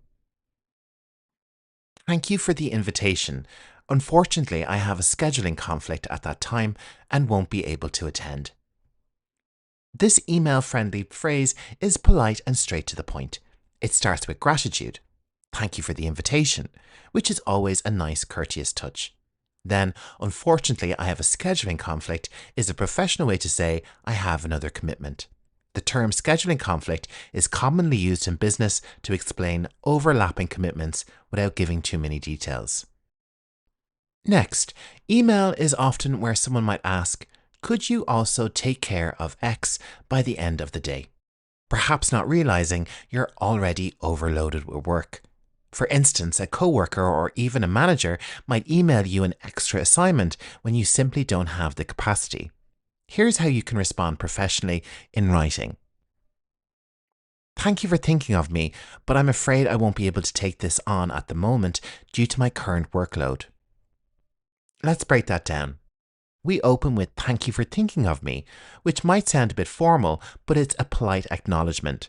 It shows that you recognize they considered you for the task. Then, I'm afraid I won't be able to take this on at the moment is very courteous. It's a way to say, I can't do this right now. Again, I'm afraid softens the blow of the refusal. Finally, we give a general reason, due to my current workload. This phrase explains that you're saying no because you're already busy, which is a very valid reason in a professional context. Can you believe we're on our 10th phrase already? For our final scenario, let's talk about turning down a bigger opportunity in writing. Imagine you received an offer, maybe a chance to lead a project, attend a special event, or even a job offer, and you decide it's just not right for you.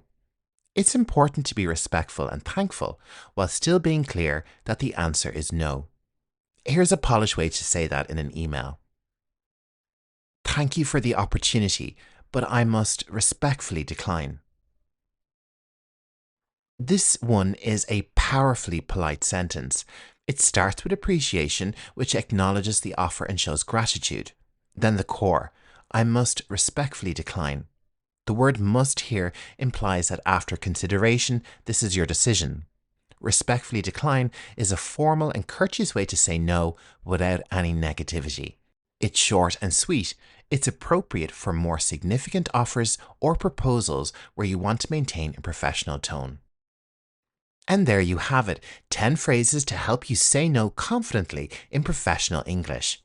Learning to say no is tough, especially if you're afraid of offending people or if you're used to saying yes to everything. But remember, setting boundaries is a key professional skill. You can be polite and firm at the same time. In all of these examples, we start with something positive or apologetic. I'm sorry, thank you, I wish I could, and then deliver the polite refusal. The tone is friendly and respectful, and none of these will burn any bridges. In fact, saying no the right way will earn you respect in the long run. Come back to this lesson a few times and try practicing these phrases out loud so they feel natural when you actually need them. And next time you feel taken advantage of or just need to set a boundary at work, you'll be ready to respond with confidence and courtesy. If you found this lesson helpful, consider joining my student membership for that worksheet and tons of other resources. And if you want to buy the guide as a one-time download, you can pick it up in my YouTube store for just $3.99. And don't forget to like, share, and subscribe if you haven't already. Hi, I'm Ger, your online English teacher, and this is Learning English Pro, the #1 channel for real-world professional English. Today's lesson is perfect for pilots, trainees, and aviation professionals who want to communicate clearly, confidently, and correctly in English. Whether you're doing your ATPL exams, flying internationally, or working in a multilingual cockpit, these 100 phrases will help you sound fluent and stay safe. I've grouped them into 10 essential categories, and I'll say each phrase twice to help you understand tone and pronunciation. And there's a fantastic PDF guide that accompanies this lesson. It includes all 100 phrases, extra grammar tips, a glossary of aviation terms, and practice exercises. It's available right now on my YouTube store, or if you're a student member with the channel, you can head over to the membership tab and pick up your copy right now as part of your membership. By joining student membership, you gain access to my directory containing over 70 professional English guides which accompany my YouTube lessons. It's a great way to boost your professional business English. So get ready for 100 English phrases for pilots. And coming up after the 100 phrases, I've included my Travel English Masterclass, which includes 100 phrases for flight attendants, a great addition to this lesson for pilots. To help you navigate this extensive lesson, you'll find timestamps in the video description to help you jump ahead to the lessons that interest you the most. But first up, we have our 100 phrases for pilots, and our first topic is all about pre-flight checks and ground communication. Let's dive right in, and remember you'll hear each phrase twice. Runway in sight. Runway in sight. Cleared for takeoff. Cleared for takeoff. Let's go through the checklist. Let's go through the checklist. Flaps set for takeoff. Flaps set for takeoff. Cabin crew prepare for departure. Cabin crew prepare for departure. We're taxiing to runway 22 now. We're taxiing to runway 22 now. Brakes released. Brakes released. Confirm transponder code. Confirm transponder code. Ground control request pushback. Ground control request pushback. All systems are green. All systems are green. Well done. That last topic will really help you during pre-flight and taxi procedures. Let's have a quick quiz. Which phrase would you use to ask for movement away from the gate? Got it?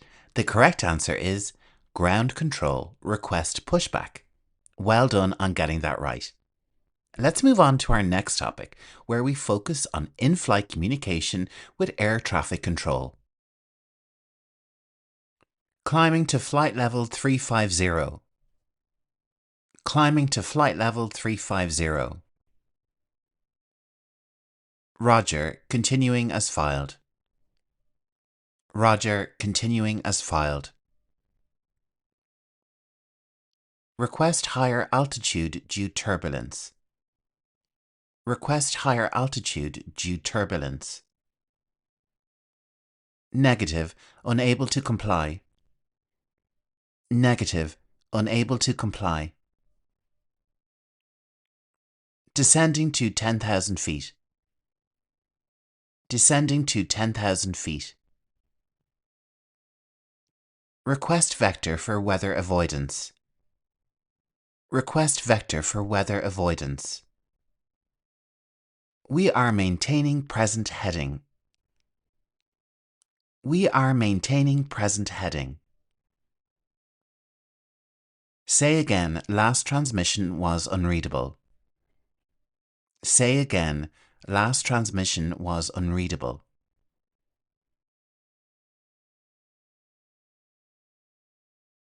Contact approach on 121.3. Contact approach on 121.3. We have traffic in sight. We have traffic in sight.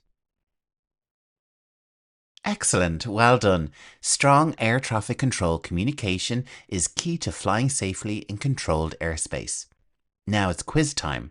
Which phrase would you use to ask for a change in altitude due to weather? Do you have it? The correct answer is request higher altitude due turbulence. Well done if you got that right. You're doing great. Now, let's move on to our next section, cockpit teamwork and communication. Let's run a quick briefing. Let's run a quick briefing. I'll handle the radios. I'll handle the radios. Do you want to fly this leg? Do you want to fly this leg? Cross-check complete. Cross-check complete. We have a slight deviation left. We have a slight deviation left. Can you monitor the fuel gauges? Can you monitor the fuel gauges? I'll take control. I'll take control. Let's switch to alternate comms. Let's switch to alternate comms. I'm seeing a warning on engine 2. I'm seeing a warning on engine 2. We need to double check the weather. We need to double check the weather. Great work. That section is vital for teamwork and avoiding human error. If you want to learn more about each of the phrases covered in this lesson, make sure to download the PDF guide. Each phrase in the guide comes with a language explainer, which really helps build comprehension for English for pilots. Now, quiz time again. Which phrase would you use when switching the pilot flying the plane?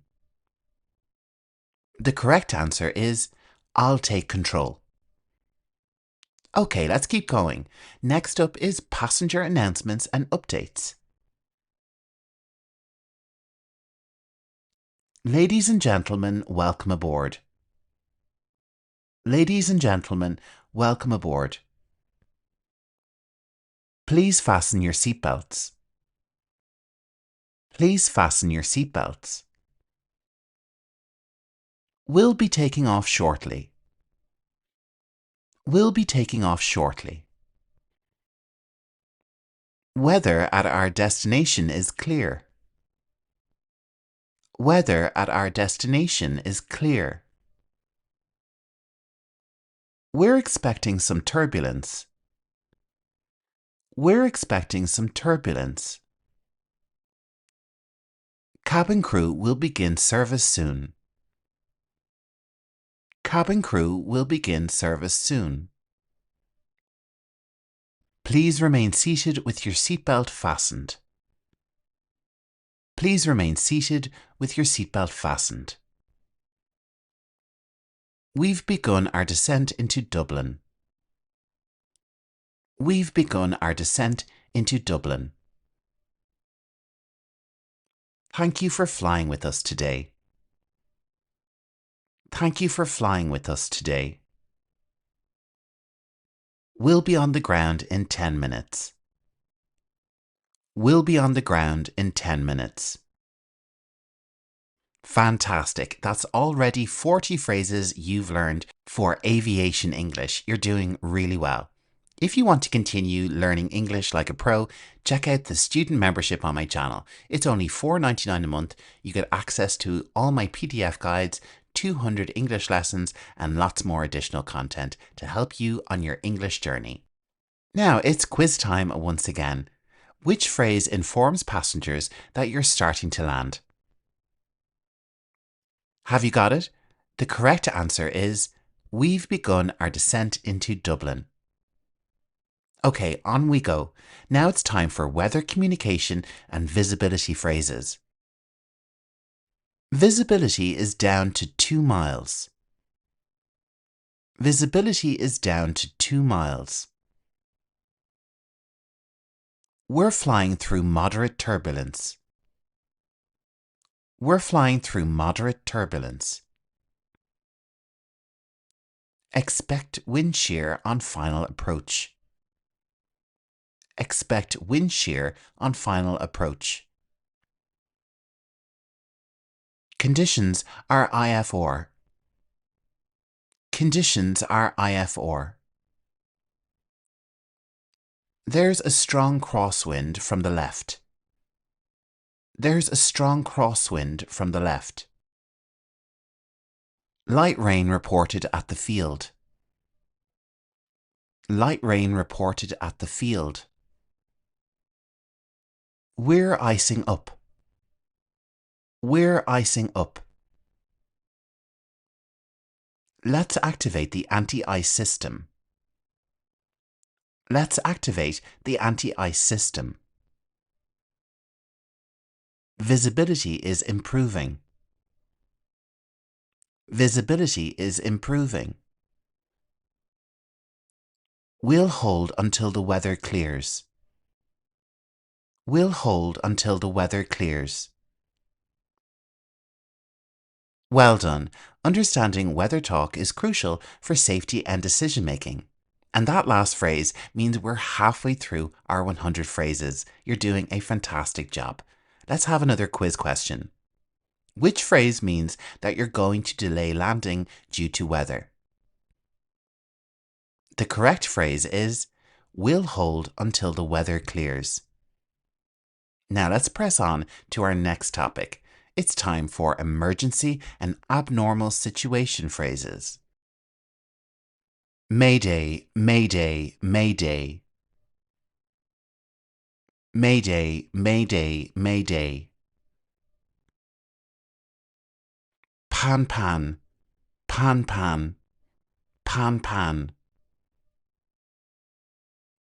Pan pan, pan pan, pan pan. We've lost engine 1. We've lost engine 1. Smoke in the cockpit. Smoke in the cockpit. Declaring an emergency. Declaring an emergency. Request immediate return to base. Request immediate return to base. We need emergency services on standby. We need emergency services on standby. We're shutting down engine 2. We're shutting down engine 2. Hydraulic pressure is dropping. Hydraulic pressure is dropping.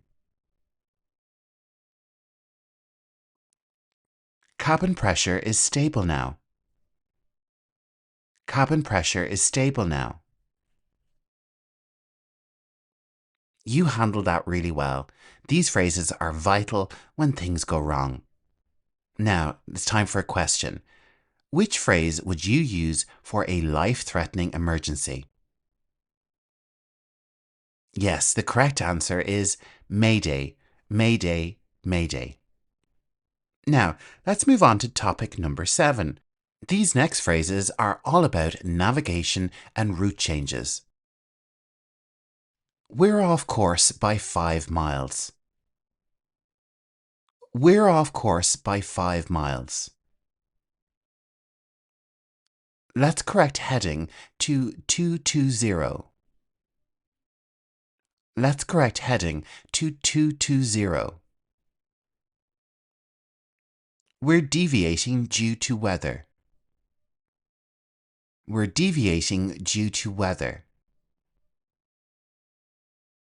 Next waypoint is Baker. Next waypoint is Baker.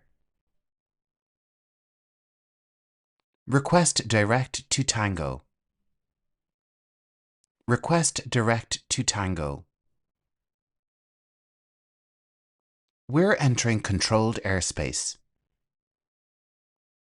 We're entering controlled airspace. Confirm next fix. Confirm next fix. ETA to destination is 1430. ETA to destination is 1430. Let's recalculate fuel burn. Let's recalculate fuel burn. Request reroute due to congestion.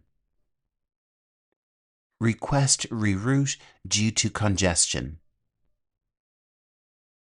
Wow, that's some really strong navigation talk there. It keeps flights efficient and safe. Okay, quick quiz time. Which phrase asks to skip intermediate waypoints? Yes, the correct answer is request direct to Tango. Let's move on to topic 8, runway and landing communication. Clear to land runway 09er. Clear to land runway 09er. Gear down and locked. Gear down and locked. Final approach established. Final approach established. Winds calm. Winds calm. Runway is wet. Runway is wet. Go around. Go around. Request short final. Request short final. Vacating runway left. Vacating runway left. Braking action is medium. Braking action is medium. Runway lights in sight. Runway lights in sight. Great job! Those phrases are essential during the most critical phase of a flight. And which of those phrases would you use to cancel landing and try again? Yes, the correct answer is go around. Well done for getting that right. We're approaching the end of our 100 phrases with topic 9. Now let's explore technical and systems communication. Autopilot is engaged. Autopilot is engaged. Fuel pumps are off. Fuel pumps are off. Flight director is giving a left turn. Flight director is giving a left turn. Engine parameters normal. Engine parameters normal. We've got a warning light on. We've got a warning light on. Rebooting the FMC. Rebooting the FMC. Standby instruments are active. Standby instruments are active. Reversion to manual control. Reversion to manual control. Anti-skid system is off. Anti-skid system is off. Switching to APU power. Switching to APU power. Wow, that's really impressive. You're now really flying like a pro with this English. Let's quiz you. Which phrase reports control is no longer automatic? The correct answer is phrase number 88, reversion to manual control. Well done if you got that right. Are you ready for the final section? Let's cover radio clarity and standard English. Say again, please. Say again, please. Stand by. Stand by. Affirmative. Affirmative. Negative. Negative. Correction. Heading 260. Correction. Heading 260. Read you 5. Read you 5. How do you read me? How do you read me? Wilco. Wilco. Break break. Break break. Monitor 118.2. Monitor 118.2. Excellent job. Standard phraseology keeps everyone on the same page, and that's all 100 phrases done. And how about one more final quiz question? Which phrase means you will follow the given instruction? Correct. The answer is wilco, which means will comply. You've just learned 100 powerful English phrases every pilot should know. Well done for making it all the way through. Don't forget to download the guide from the YouTube store for $4.99. It includes all 100 phrases and additional grammar and vocabulary tips for each phrase. It also has an aviation glossary and additional exercises to really boost your comprehension around English for pilots. Now don't go anywhere because my Travel English Masterclass is coming right up. Make sure to check out the timestamps in the video description below to jump and navigate to the various lessons that are included. Thanks for joining me today, and I'll see you in the next lesson. And guide. In today's lesson, we'll cover 100 essential English phrases for flight attendants. Whether you're working in the cabin or on the ground, these phrases will help you communicate confidently with passengers in English. And stay tuned after this lesson because in this video I've included my English Travel Masterclass, which features over 20 lessons designed to help you master the vocabulary and phrases you need for travel-related conversations. From airport and transport phrases to shopping and restaurant vocabulary, this masterclass covers everything you need to confidently engage with passengers and clients in English. It's perfect for flight attendants and anyone working in the travel industry. So with all that business out of the way, let's get on with today's lesson. Let's begin with phrases flight attendants use when welcoming passengers and helping them on board. Good morning, welcome aboard. Good afternoon, welcome aboard. This phrase is a polite and professional way to greet passengers. May I see your boarding pass, please? We can use this question to verify the passenger seating assignment. Your seat is located in row 15 on the right-hand side. Here we are providing clear directions to the passenger seat. Please place your carry-on luggage in the overhead bin or under the seat in front of you. These are standard instructions for storing luggage. Please let me know if you need any assistance. It's important to offer help to passengers during the boarding process. Is this your first time flying with us? This question is a great conversation starter with passengers.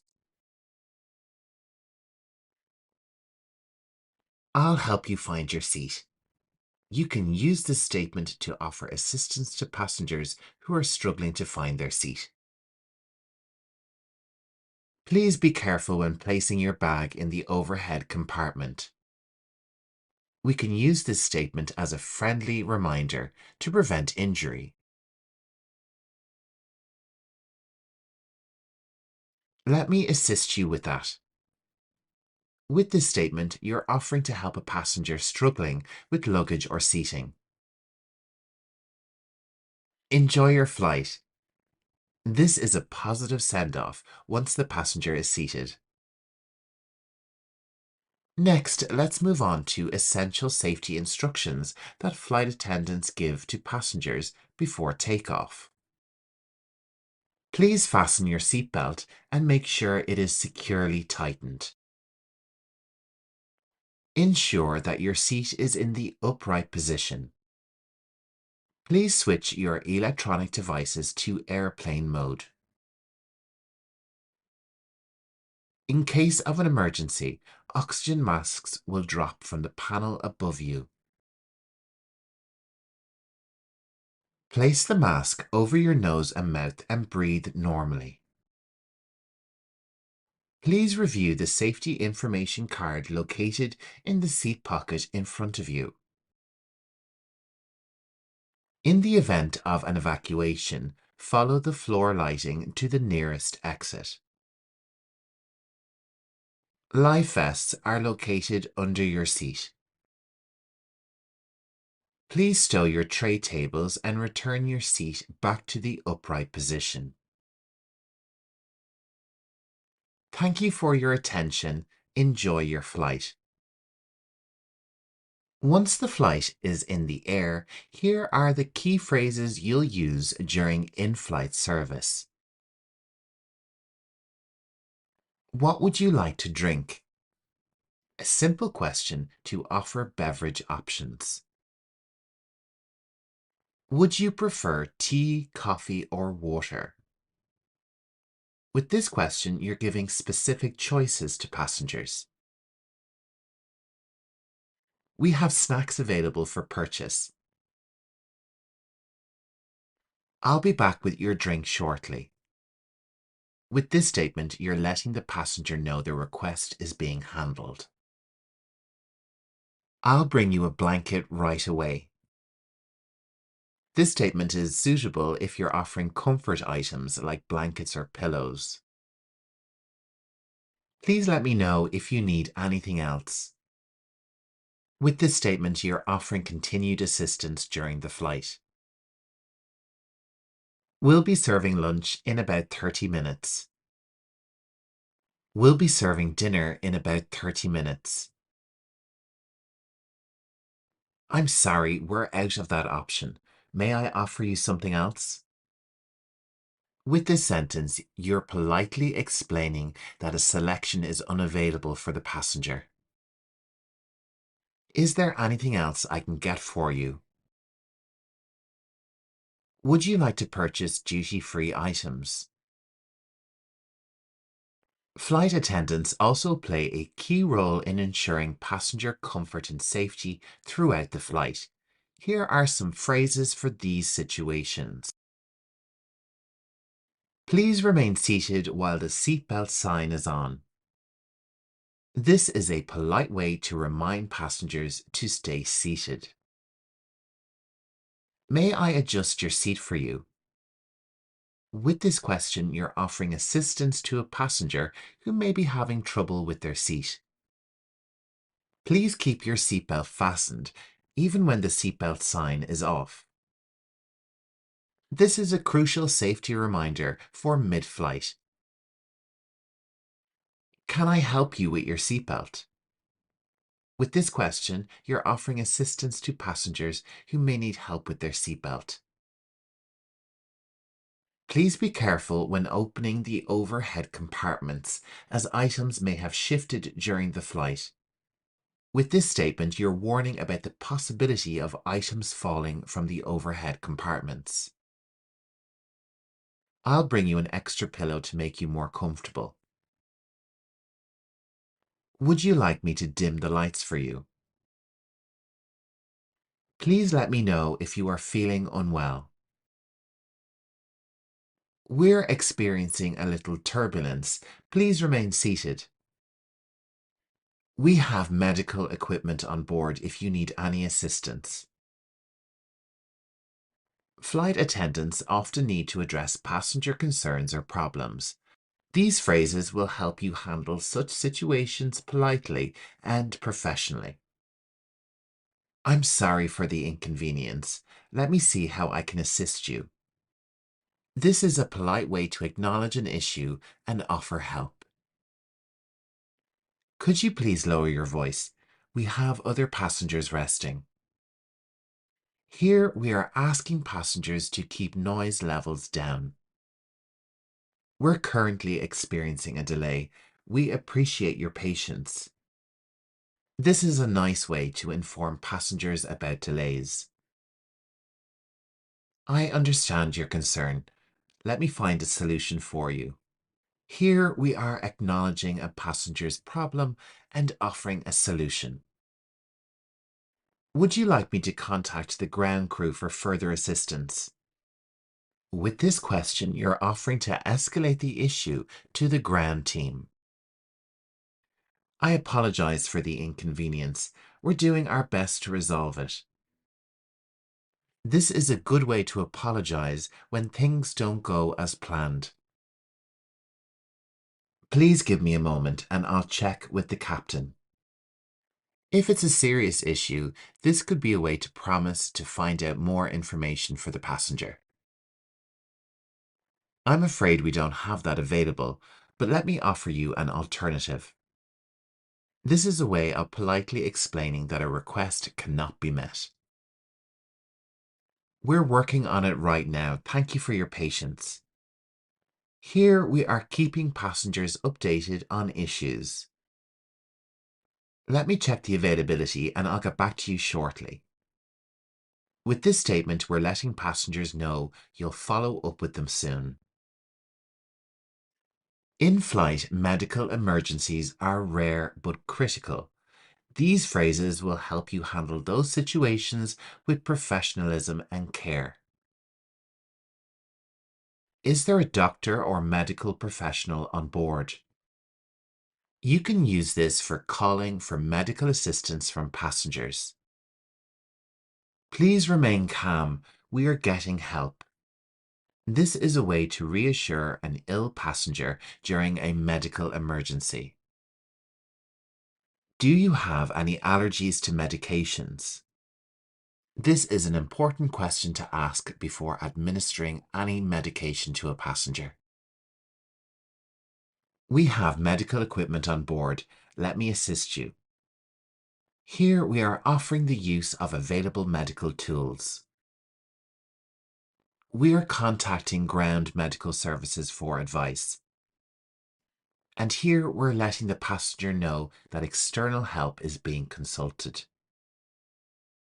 Would you like to lie down in the crew area until we land? And here we're offering a space for the passenger to rest if feeling unwell. Can you describe your symptoms for me? We can use this question to gather information to assess the severity of the situation. I'll bring you water and check on you regularly. This is a nice way to offer basic assistance and care.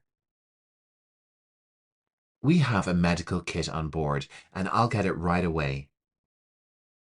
Here we have another way to inform the passenger of medical supplies on the aircraft.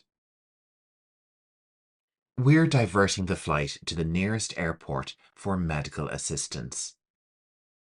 You can use this statement to inform other passengers of a diversion due to a medical emergency on the flight. Handling passenger complaints and feedback with patience and professionalism is essential for flight attendants. Here are some key phrases for dealing with those situations. I'm sorry to hear that you're unhappy with the service. With this statement, you're acknowledging the complaint. Thank you for bringing this to our attention. This is a polite response to feedback or complaints. I understand your frustration. Let me see what I can do to help. This is a nice way to show empathy and to offer assistance. I'll speak with my supervisor and get back to you. With this statement, you're letting the passenger know that you're escalating the complaint as necessary. We appreciate your patience while we work to resolve this. You can use this statement to encourage patience from the passenger. I'm sorry, but we're unable to fulfill that request. This is a way to politely deny a request when it's not possible. Please let me know if there's anything else I can assist you with. With this phrase, you're offering further help after addressing the issue. Thank you for flying with us, and I apologize for the inconvenience. Here we are offering a courteous apology for any disruption. I will make a note of your feedback for our team. Saying this to a passenger reassures them that their feedback is taken seriously. Would you like me to file a formal complaint on your behalf? This is another way that we can let the passengers know about escalating the issue. After a smooth flight, it's important to end with polite farewells and instructions. Here are some key phrases for post-flight communication. We have now landed at our destination. You can use this phrase to announce the landing. Please remain seated until the seatbelt sign has been turned off. Here we are reminding passengers to stay seated after landing. We hope you enjoyed your flight with us today. This is a way to offer a warm farewell. Please check around your seat for any personal belongings before you disembark. Here we are reminding passengers to gather their belongings before they leave the aircraft. You can now switch on your electronic devices. With this statement, you're allowing passengers to turn on their mobile phones and other devices after landing. Thank you for flying with us, and we look forward to serving you again. This phrase is a polite closing statement. For those of you with connecting flights, please check the screens for updated gate information. With this sentence, we're offering help to passengers with onward connections. We appreciate your patience during the disembarking process. Have a great day and safe travels. If you need assistance finding your way through the terminal, our ground staff will be happy to help. With this sentence, you're offering additional assistance after the flight. Delays and disruptions are sometimes unavoidable. These phrases will help you manage those situations while keeping passengers informed. We're experiencing a delay due to weather conditions. I apologize for the inconvenience. We're working to resolve the issue as quickly as possible. The flight is currently delayed, and we expect an update in the next 30 minutes. We will keep you informed as soon as we have more information. We're doing everything we can to minimize the delay. I understand this is frustrating and I appreciate your patience. We're waiting for clearance from air traffic control to depart. Unfortunately, we need to wait for the maintenance team to inspect the aircraft. We apologize for the delay and will update you as soon as possible. We've been given clearance to take off and will be on our way shortly. Flight attendants play a crucial role in assisting passengers with special needs. Here are key phrases to ensure their comfort and safety during the flight. Do you require any special assistance during the flight? This is a polite way of offering help to passengers with special needs. I'll help you with your wheelchair once we land. Here you're letting the passengers know they will be assisted if they need mobility help. Please let me know if you need any additional assistance during the flight. We can use this phrase to encourage passengers to ask for help as needed. We have a designated crew member to assist you during boarding. This phrase is great if you can assign a crew member to assist with special needs. I can help you store your carry-on luggage. Here we're offering assistance with luggage for passengers with limited mobility. Would you like me to check if there's an available aisle seat for easier access? If possible, you can offer to move passengers to a more convenient seat if available. We have onboard medical equipment if you need anything during the flight. With this statement, you can reassure passengers with medical needs. Can I get you anything else to make you more comfortable? Ensuring that passengers with special needs are comfortable is a top priority. I will assist you with disembarking once the plane has landed. Here we are offering help to exit the plane safely. If you need to use the restroom, I'll make sure there's clear access.